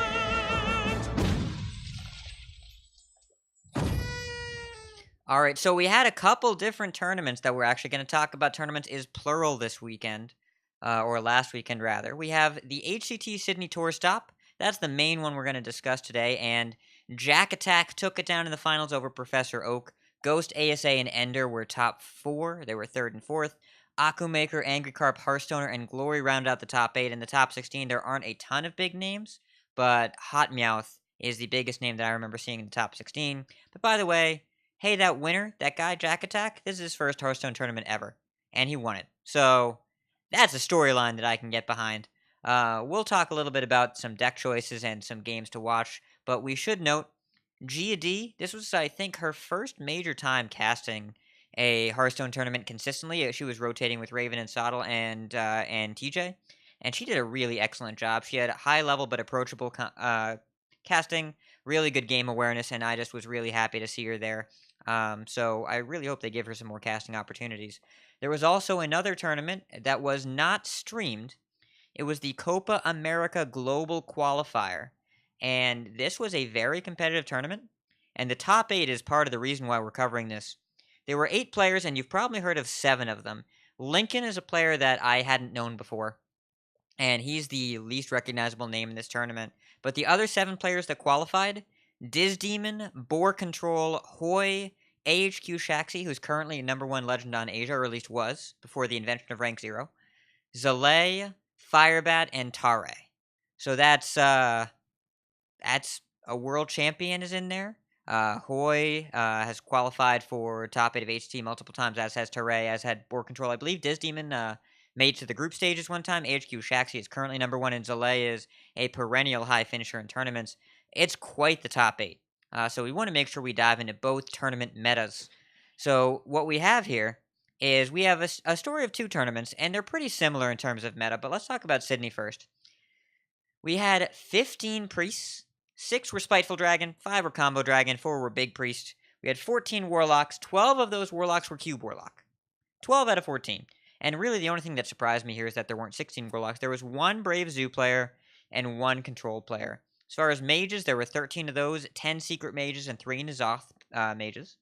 We had 12 Paladins, 6 Murloc, 4 Beardo OTK, and 2 N'Zoth Control, or 2 Dude Paladins. We had 3 rogues, they were all quest rogues. We had 3 hunters, they were all spell hunters. We had 2 druids, 1 was Spiteful Cthulhu, and 1 was somehow weirder than that, was a quest druid with a charge OTK combo. We'll talk about that in a little bit, because it was goofy. It's the word I'm going to use. Oh, by the way, that same player also brought a Jade Battlecry Shaman. And then we also somehow had a Taunt Warrior. So we'll talk about Ghost ASA in a little bit because he's amazing. But he played decks that included his Beardo OTK Paladin had a King Togwaggle in there. Because why wouldn't it? And then man, this guy. Now, the most popular legendary in the format is still N'Zoth. And then all the Q block cards are really highly represented. Voidlord and Lackey are the most popular rare and epic in the format because Warlock is just so consistent in what you want to bring. But in terms of neutral epics, Carnivorous Cube and Doomsayer are the most seen neutral epics. As far as the Copa America Global Qualifier top 8, they're similar, not quite the same though. And I want to make sure I go into those as well because you start to see some of the trends of the format switching a little bit. For the Warlocks, there were 8 out of 8, 6 Cube, 2 Zoo, 0 Control. For Priest, you had 4 Combo, 2 Spiteful, 1 Control Priest. Not Big Priest, Control Priest. And this is it's Dragon Control Priest. It plays a couple of Primordial Drakes. Lots of board clears, at least the Trailblazer, and is really more of a fatigue control more than anything else. And 1 Big Priest. And you got 6 Paladin, 4 Dude, 2 Murloc. 5 Mages, 4 of whom were Secret. 1 was Quest. You got 2 Quest Rogues, a Spell Hunter, an Evolve Shaman. That was Zalay's pick. And that's, it has 1 Bloodlust, but all sorts of Evolve effects. And then 1 Jade Druid. Now, the choice we keep seeing in this tournament is ban Lock or ban Paladin. It's almost always ban Warlock, but you can see that the Quest Mages and Quest Rogues are played together to beat Warlock. And those are lineups that are really meant to bully Warlock. Secret Mage is a common pick because it has a good matchup against Warlock, and it's actually okay against Dude Paladin. It's with Dude Paladin, it doesn't get going as quickly. It's really that mid-game steamrolling pressure of resources that you can't keep up with, but Secret Mage can be faster. Now, Murloc Paladin's not a great matchup there, and so Murloc is really meant to counter Mage in a lot of ways. Secret Mage, that's why it's kind of middle of the pack there, but you can also kind of see other lineups like Zalay bringing Bloodlust and Devolve Shaman. That's not terrible against Warlock. All you got to do is keep committing crap to the board, and then you devolve Bloodlust, and then they die. So there's a lot of different ways to approach this format. It seems like it's really revolving around Warlock and Paladin, and Priest and Mage are kind of the biggest side players. But we haven't really got this format figured out. Any format where someone can bring Charge, Devilsaur, Carnivorous Cube, Druid, I know for sure we don't have figured out. And we should talk about Ghost ASA, our buddy Ghost ASA, who in the Copa America, he brought some really amazing decks. He made top 4, by the way. These aren't gimmick decks. We aren't talking about him because he played fun decks on stream and then went away. No, that's not what happened here. He was playing double Cold Light Oracle, Control Paladin with the OTK. He had Beardo, he had Uther. He also had King Togwaggle. So, if you ever got bored of the format, just be aware there's a King Togwaggle and a King Mukla. He had 2 kings. Because you want to just fill your opponent's hand, and then fill it with junk, and then mill them. And that was the strategy he took. As far as this Charge Druid, this is a Jungle Giants Quest Druid that played a lot of the normal Druid cards, but then also your Oaken Summons doesn't get you Ironward Golem. It gets you Cursed Disciple, because that's a 5-1 when it comes out. Then when it dies, you get another 5-1. They both trigger. It had double Corrosive Sludge to destroy weapons. And the win condition is that you get all your minions to cost 0, and then you Leroy, and you cube it, and you copy the cube, and you copy it again, or with a Charged Devilsaur, that works too, which he has 2 of in here, and then you Deathwing, and you pop all your cubes, then you hit him in the face. And oh my god, he got this off in one game that you should definitely go watch. It's in the lower bracket against Odyssey. I would strongly recommend watching that series, and unfortunately, we don't have any series that were streamed where Ghost ASA was the winning player, because both times they put him on stream, he lost. He lost actually 3 times on stream, once in the Swiss and once in the elimination rounds to eventual winner Jack Attack, and once in the lower bracket to Odyssey. But it was still so much fun to watch his decks being played. And the Shaman, this is a Grumble World Shaker Shaman with double Rummaging Kobold. Do you know what Rummaging Kobold is? I'm going to say it out loud for the audio listeners out there. It's a 3-mana 1/3 neutral epic battle cry. Return one of your destroyed weapons to your hand. So of course we haven't seen a lot of that card, but for some reason we're getting back Jade Claws in large quantities using Rummaging Kobold. So what can I say? Hats off to you, Ghost ASA. Your most normal deck was Quest Rogue, and that says a lot about the deck choices you made. Now we also want to talk about the finals. All right, we want to talk about how amazing the Grand Final Series was. because it was 5 games worth of Hearthstone action. It wasn't like the series I mentioned last week where it was 3 games in 75 minutes. This was 5 games in 75 minutes. But game 5 in particular, the last game of the finals, is a 25-minute rocket ride, and there's a twist ending. I'm not going to spoil it. You should really go make the time to watch the entire series. If you have to pick one game, it's the very last game. And we could not have more fun watching Jack Attack have fun. He's a really, really expressive player, and he looks like he's enjoying himself so much. So it's really fun to watch him play because you can tell he's having the time of his life, even though it's his first tournament. Neff, I know you watched some of this. Tell me what you thought about that grand final. Okay, so I'm unmuted now. Okay, so the grand finals was an amazing series of Hearthstone. Like probably one of the best in recent memory, in my opinion. Okay, part of it was just like the whole story, right, of Jack Attack. Because the first day, I had him pegged as like a new player who didn't have a lot of experience, who brought like the best meme lineup essentially. Like that's what it seemed like to me.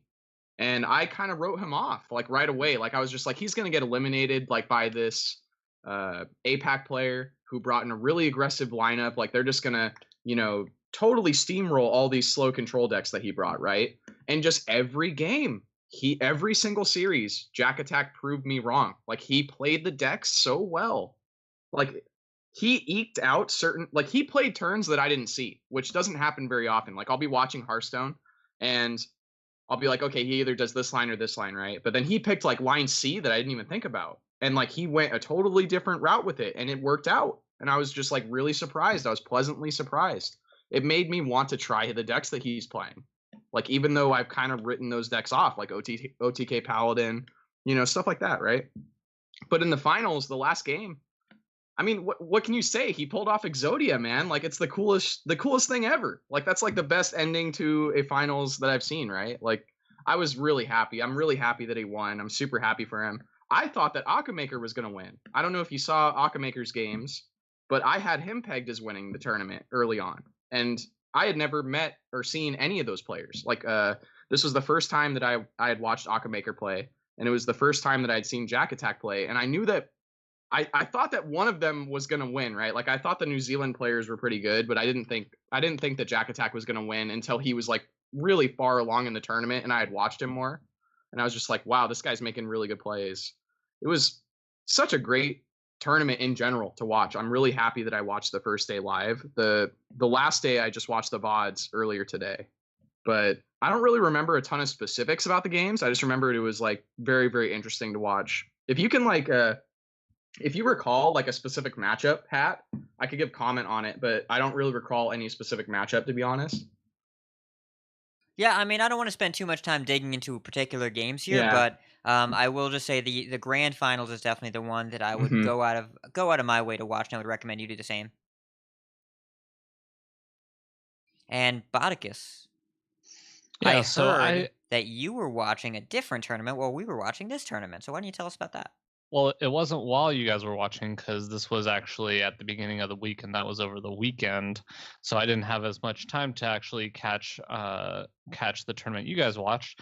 But as I said, I'm going to be doing the So You Think You Can Cast thing. And I figured, well, what a good way to get some extra info on some amazing casting by watching the best Hearthstone caster out there, which is, of course, Cora.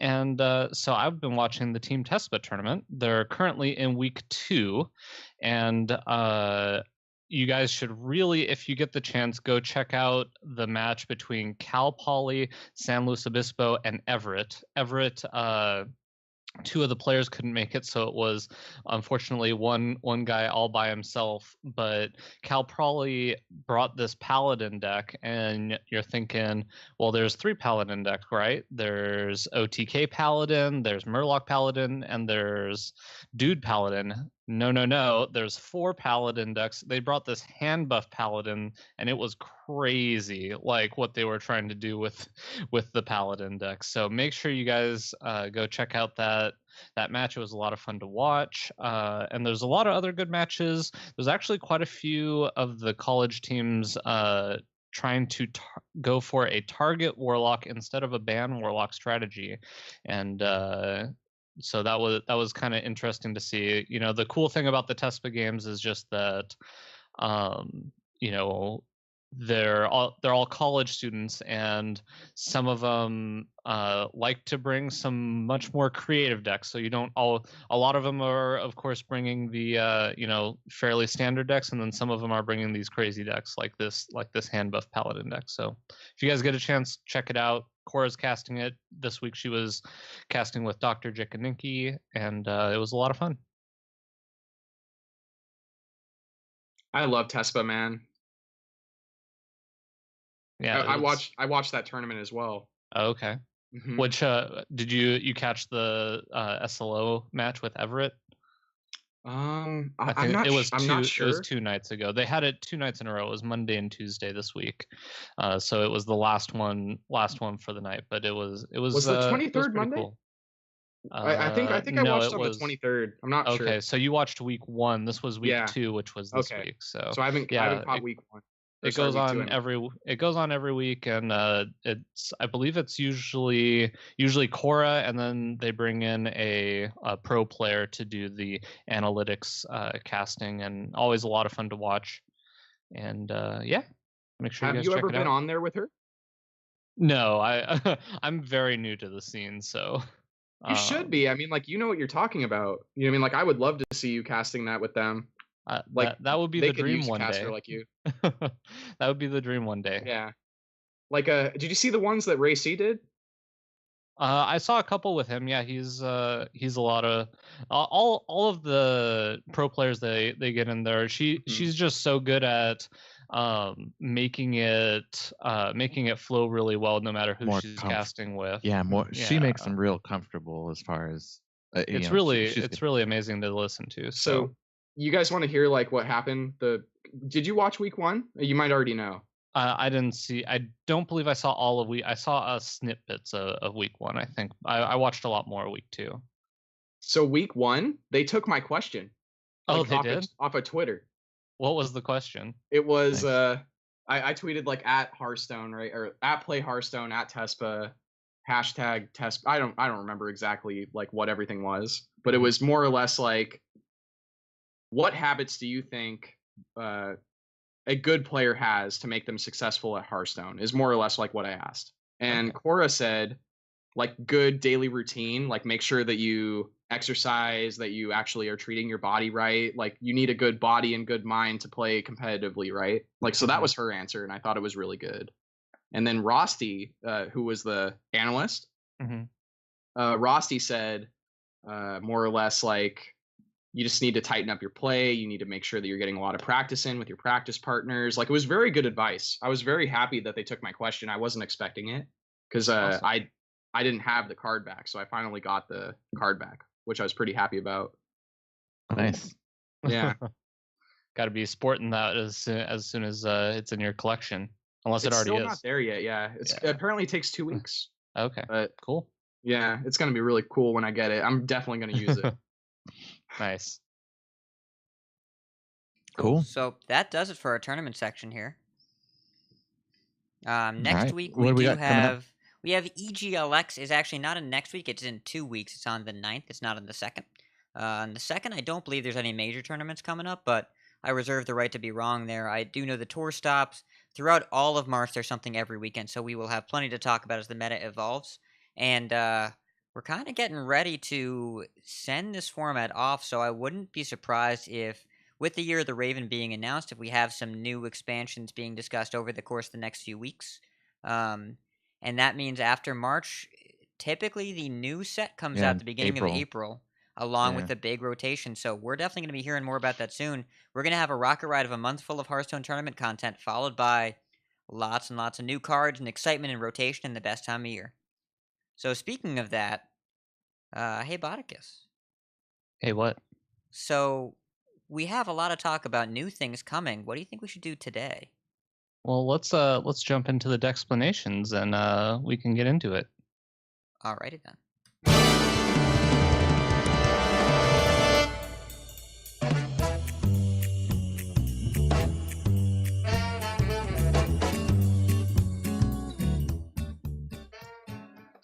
So So I figure that since it sounds like we're going to be getting some announcements coming up pretty soon about the next set coming out, I used to listen to this podcast called Limited Resources. It was a Magic the Gathering podcast, and every time a new set came out, they would do a sunset show for the old set that was leaving, so they could kind of reminisce about cards that they're going to miss, or reminisce, or kind of be grateful about some cards they're not going to have to play with anymore. So I thought we could do kind of a modified version of that, a much shorter version, and kind of just talk. We talk about some of the good old days, some of the some of the cards from the sets in the year of the Kraken that we're not going to be able to play with in standard anymore. So I figured I would go first. So one of the big cards that I'm going to miss a lot is Drachnid Operative. I've been playing obviously this card a lot since I've been playing so much Combo Priest lately, and it's just I love being able to have that, guaranteed, you're going to get a very powerful card because it's coming from your opponent's deck. And I just had a ton of fun with the different cards you can get. A couple of my favorites have been getting Nazoth from the Control Warlock decks, or getting Preparation whenever I'm playing against Miracle Rogue is always a ton of fun. Uh, another card I'm really gonna miss is Shadowcaster. I didn't get to play with this card a whole lot, but when the first versions of Tempo Rogue were coming out, and a lot of them had the Shadowcaster in it, it was just so much, so many cool things you could do with it. I can't remember. I think it was on tier 5 we kind of talked about Zola the Gorgon and just adding copies of cards to your hand, and Rod was saying about how there's not even that many cards in Tempo Rogue that you want extra battle cries from, and then I listed off nearly every card in the Tempo Rogue deck because they all have amazing battle cries, and I thought it was pretty funny. But I'm gonna miss that card. It felt like it was fairly appropriate power level. I've actually been watching a lot of Dane, the Wild Hearthstone player, and he always has these crazy Shadowcaster decks that he posts YouTube videos of. And then a couple of the cards I'm really not going to miss. The first one is the combination Barnes Yasiraj. I'm just going to be so glad when I don't have to worry about Barnes coming out and pulling a 1/1 and a 10/10 with it. It's just kind of can be pretty frustrating if you're playing a deck that does not deal with that, or is not able to deal with that right away. And then the other card is a card I've been playing a ton, but I don't like. I'm not a big fan of the card in general, is Potion of Madness. I don't think it gets talked about a lot, but there are just so many situations where you're an aggressive deck and you just you really always have to keep Potion of Madness in mind, because it can just halt the early game so much, and also you can steal loot hoarders, and there's just all these corner case scenarios that Potion of Madness I think was just a little bit too strong. I'm going to be excited to not have to worry about sizing my minions to play around the card Potion of Madness. So yeah, those are just kind of the cards that came to mind when I was looking through. Hat, what are some cards you're going to miss? So I was looking over the cards that were available, and there were so many cards. This was really, really difficult to narrow down to 4 cards, because I want to talk about things like the Curator has been in so many decks that I've played since it came out, and it's a really fun card, but not overpowered. And Ravaging Ghoul is really efficient, and it's one of the only things Warrior has left, and it's going away. But the cards I'm going to talk about here, some of them are because I have personal attachment to them, some of them are because they're really good. So one of the cards I'm going to miss the most is Shaku, Collector of Souls, because that card, rogue legendaries are notoriously difficult to evaluate. And by difficult to evaluate, I mean all of them are super busted, but they all seem terrible at first blush, except Lillian Voss. She's actually not very good. Didn't you hit Legend with a deck with her in it? I did. Yes. Listen, that was a Chillwind Yeti that gave me an Ultimate Infestation one time. I'm happy with the card, but I'm not asking anything more of it. I got what I wanted out of it. But Zeril was touted as terrible. Sherazin was touted as terrible. Shaku was touted as unplayable. Crystal Core, Caverns Below, was touted as one of the worst quests. By the way, they were wrong.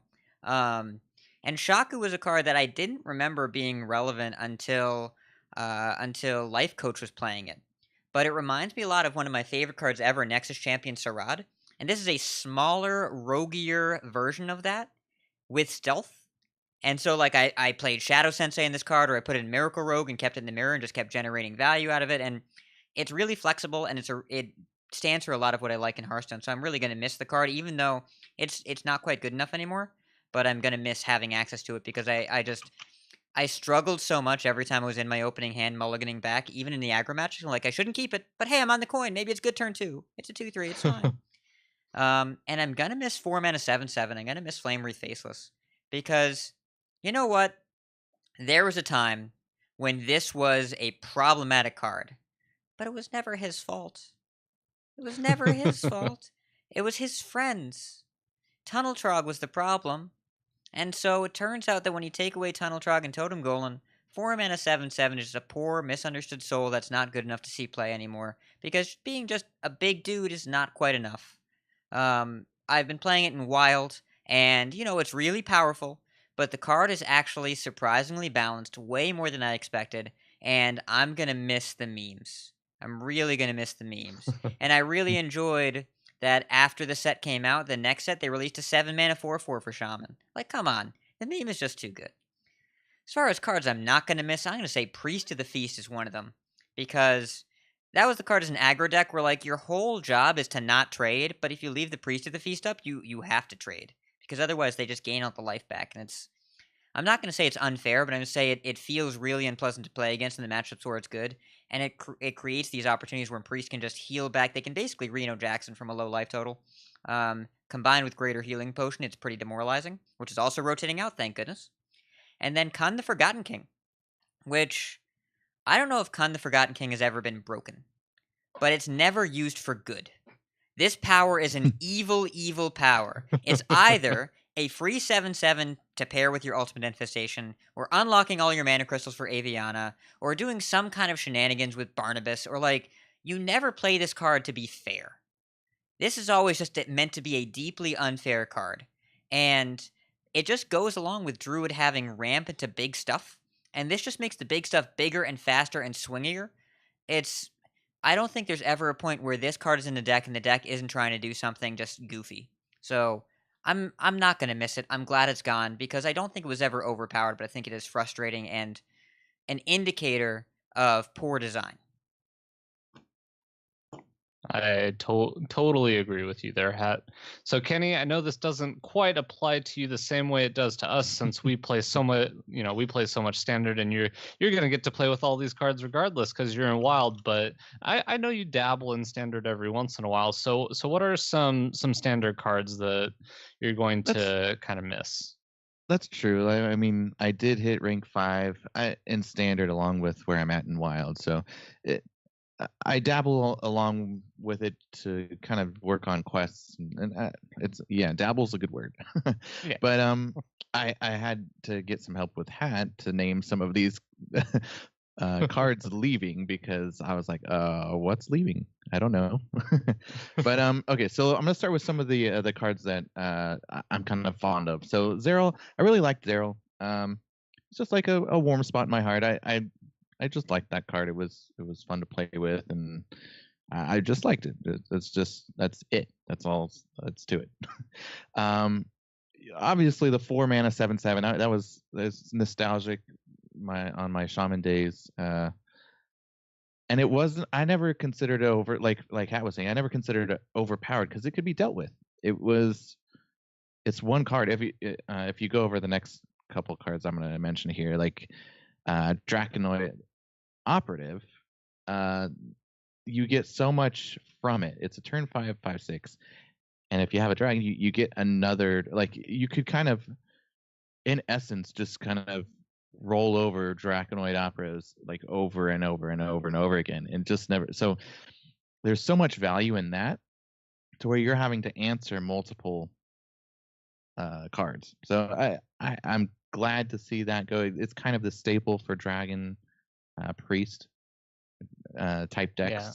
The body Uh, is just super efficient for Yeah. like you just get a super powerful card pretty much every single time, and then it's just already a well-statted body. So that's something that's different than the 4 mana the flame wreath. I can never say that right. I'll go with 4 mana 7/7. But that's just how I feel. That's my opinion. And then also being more of an aggressive player, I'm glad to see Potion of Madness out of standard, because having those long thought turn ones along with the short rope now it's gonna be better without the Potion of Madness. So those are my cards, and that's my story, and I'm sticking to it. Yeah, you just look at so many hands and you're like, oh man, my opening is so powerful, unless they have Potion of Madness, and then they just use 1 mana and 2 for 1 me, and it's just miserable. Yeah, So. Although that's a completely different story, because getting used to standard, I'm thinking, do they have Potion of Madness? Do they not? Like, Yeah, I have my own problems of playing wild and going to standard, trying to play around things that are not actually there. So Yeah. And there's actually been a lot of synergy lately with Twilight Acolyte and Potion of Madness, because you get to guarantee their minion has 2 attack. You just give them 2 attack, and then you take the minion. A lot of the Dragon Control Priest lists are based around that, with good old Cabal Shadow Priest, who's coming back, because you get to just 9 mana. It's like Shrink Ysera, right? Except it's guaranteed. It's 9 mana, take a thing, and also make a big attack for toughness creature.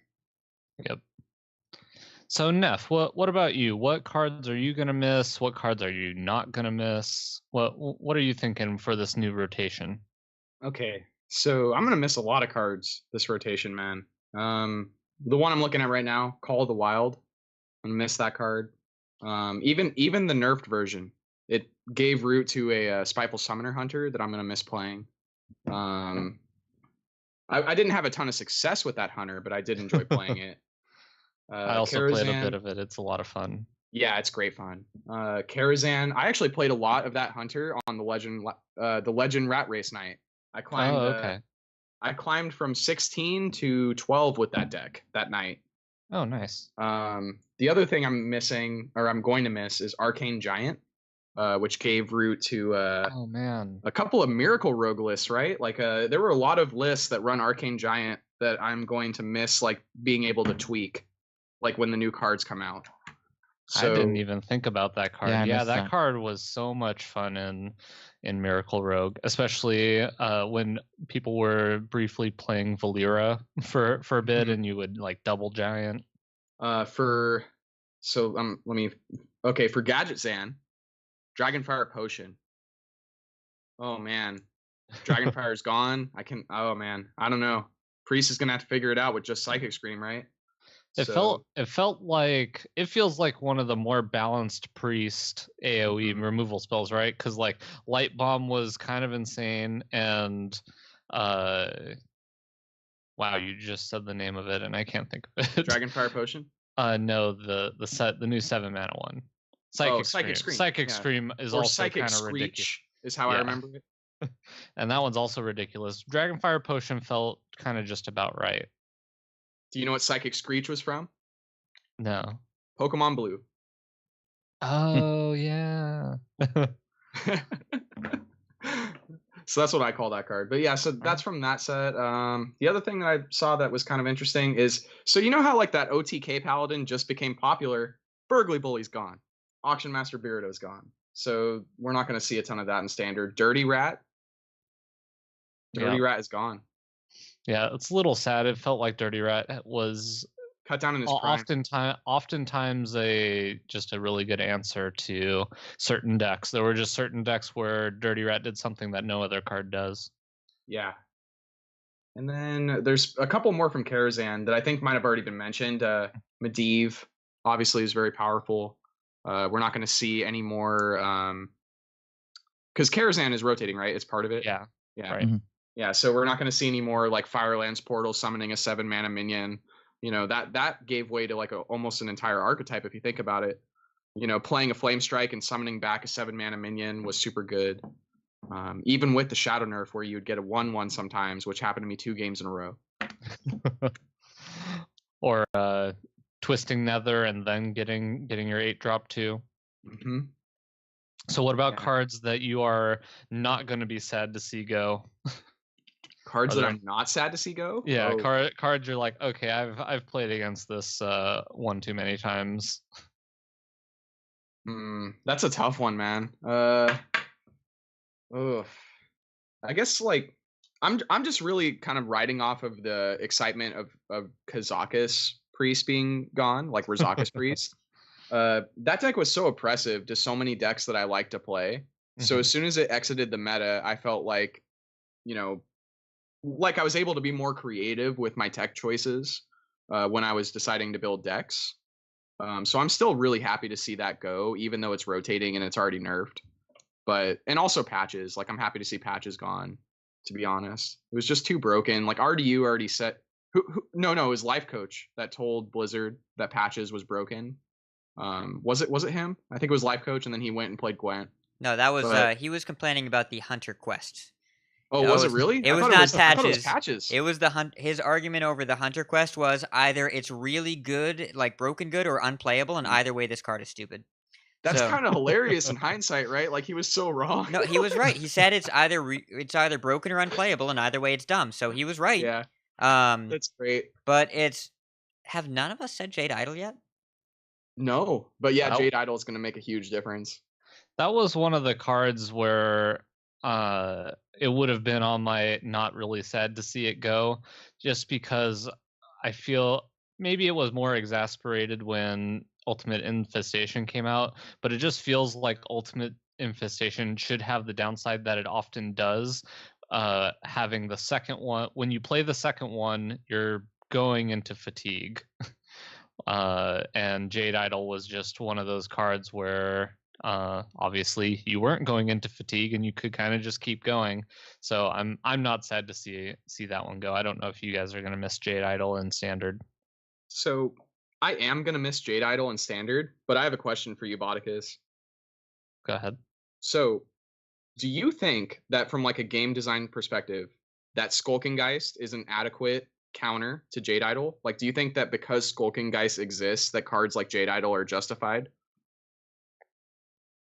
Justified's a weird word for it. I don't think the Skulking Geist was necessarily was the perfect answer. I actually like, now that I've seen Skulking Geist be used even more, even though Jade Druid is not as much of a player anymore in the metagame, I kind of like the card Skulking Geist just because it's like it kind of just rounds off those corner cases, I guess, where it's like it's played late enough where it doesn't completely hard counter like the combo priest deck and doesn't completely hard counter the Jade Idol deck, but it gives the decks that are going more into the late game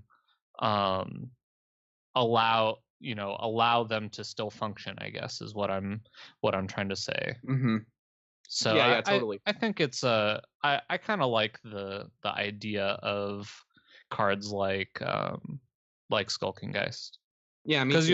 you also have to like kind of change how your deck functions a little bit too, because obviously having the one casting cost spells in your deck, it affects that as well. So have you ever lost a game because you Skulking Geist and didn't think about fatigue?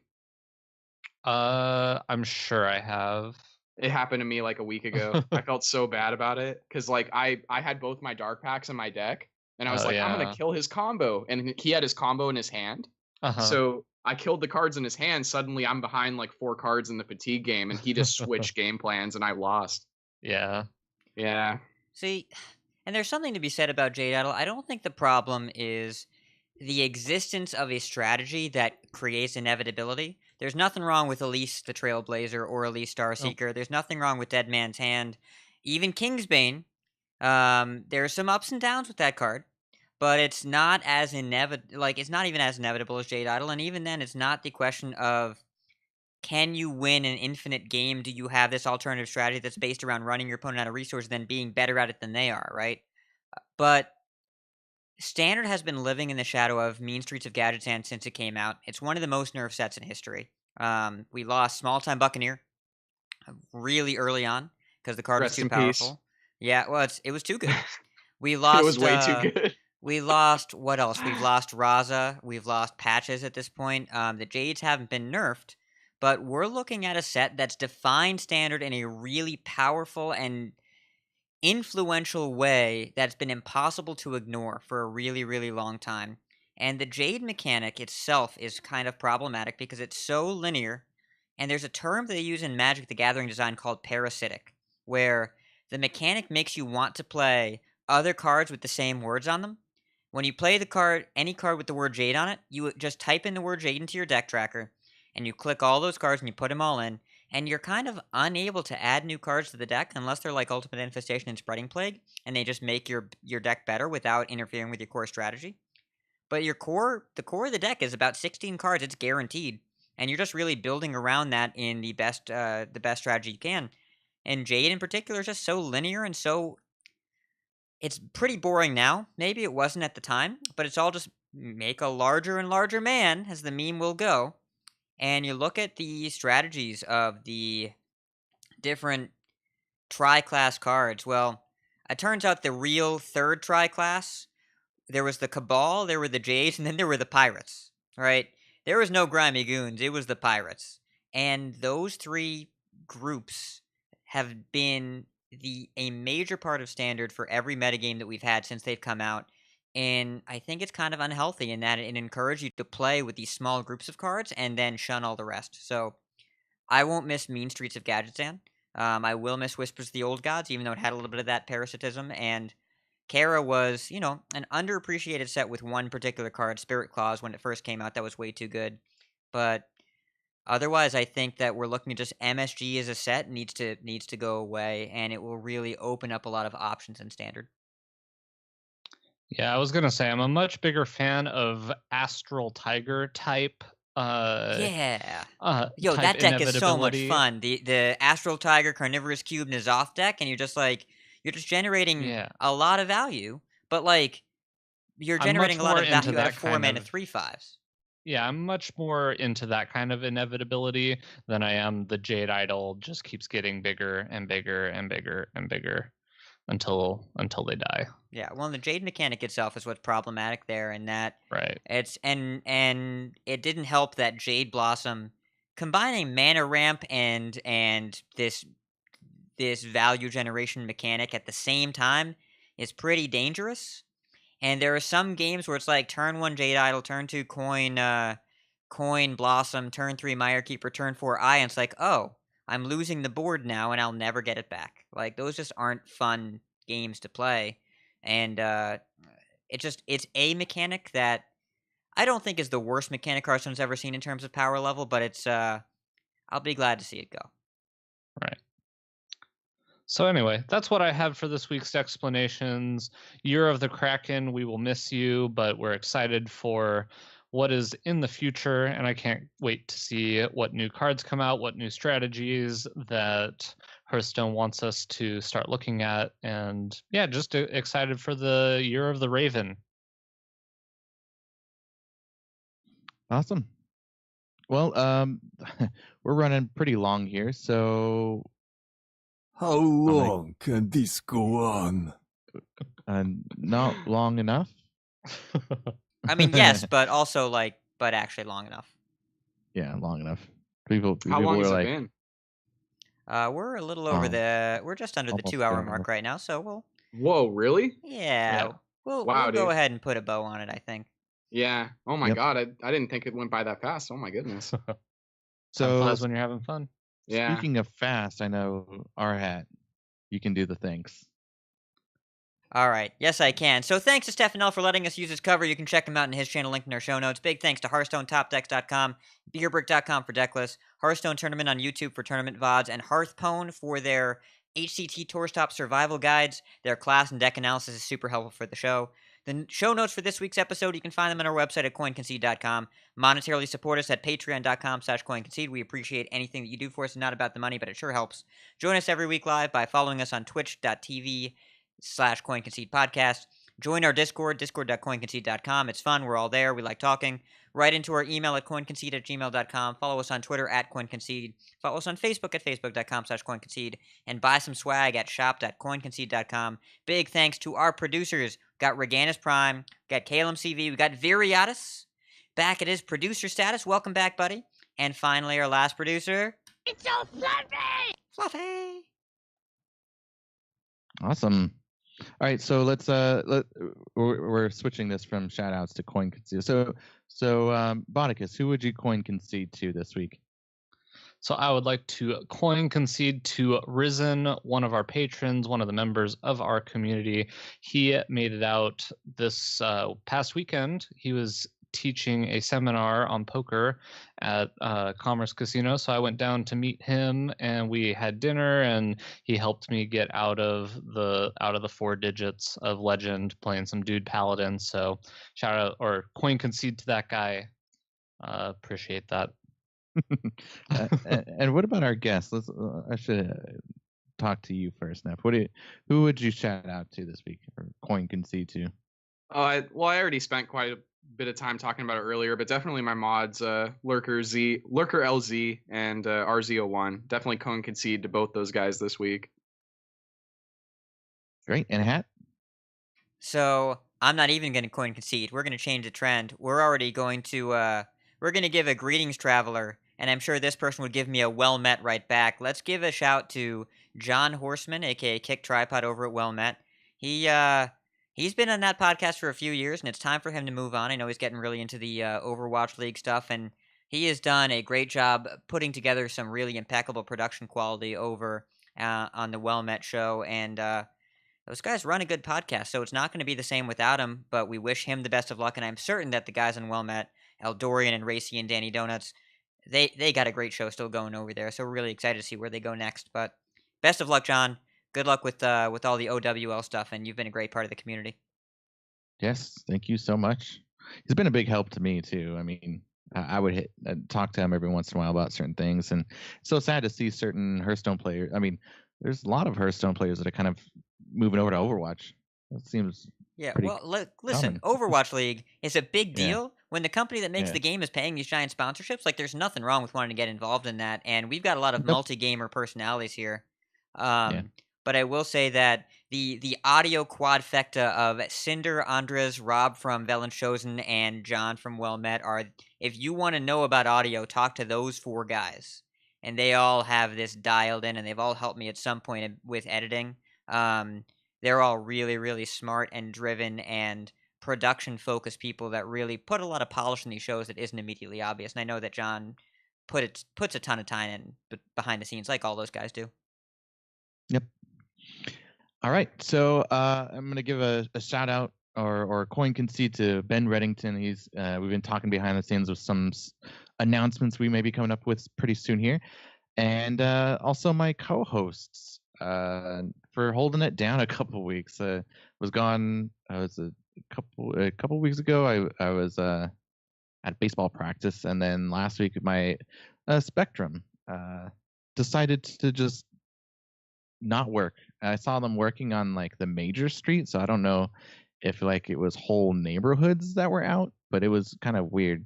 Like it was not fun. Unlike Opera that has like power outage, like I think that's worse than just having the internet out. At least we had like other things working. ISP issues are always the worst. Yeah.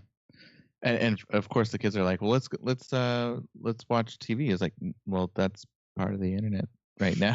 Let's do this. Let's just get out of the house.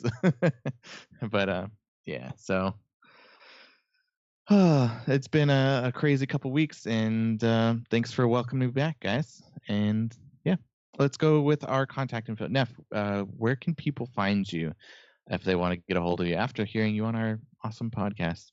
Okay, so twitch.tv/HS Nefarious. I've already been in the chat a couple times, but that's where I stream like every day.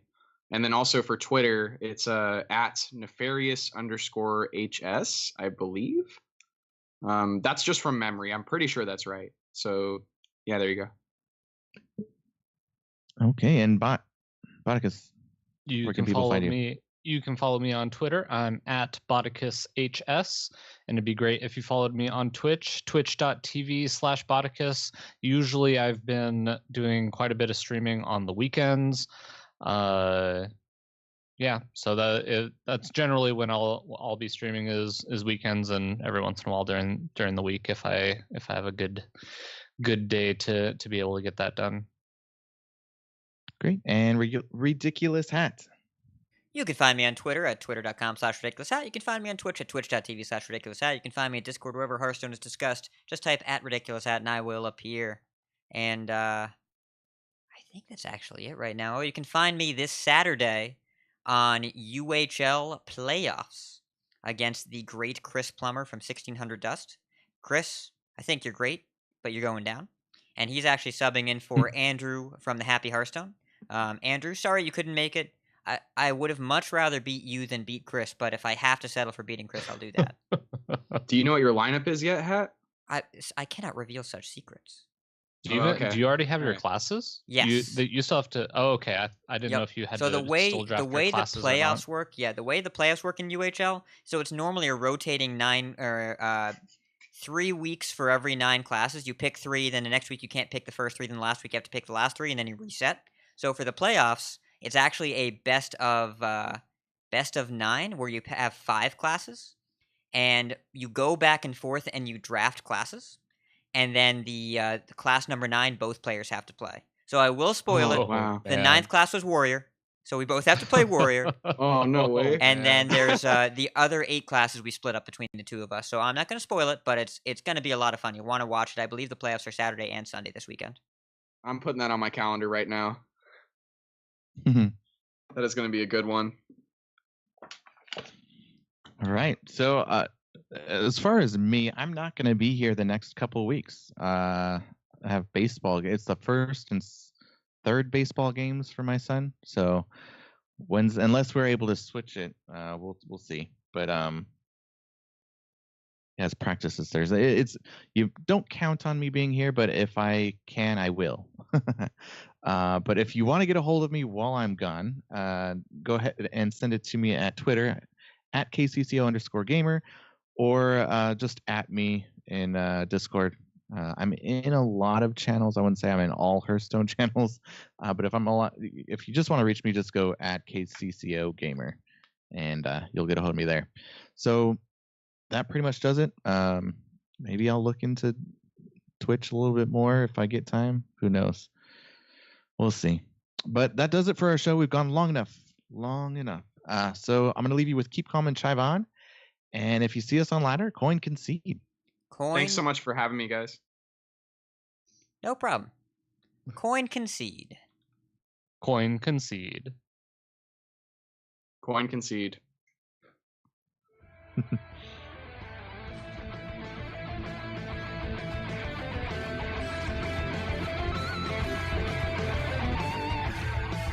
Take cold comfort in your victory. You win. I can rest now. You win. For now. No. Your victory proves nothing. The day is yours. I choose death. You have triumphed.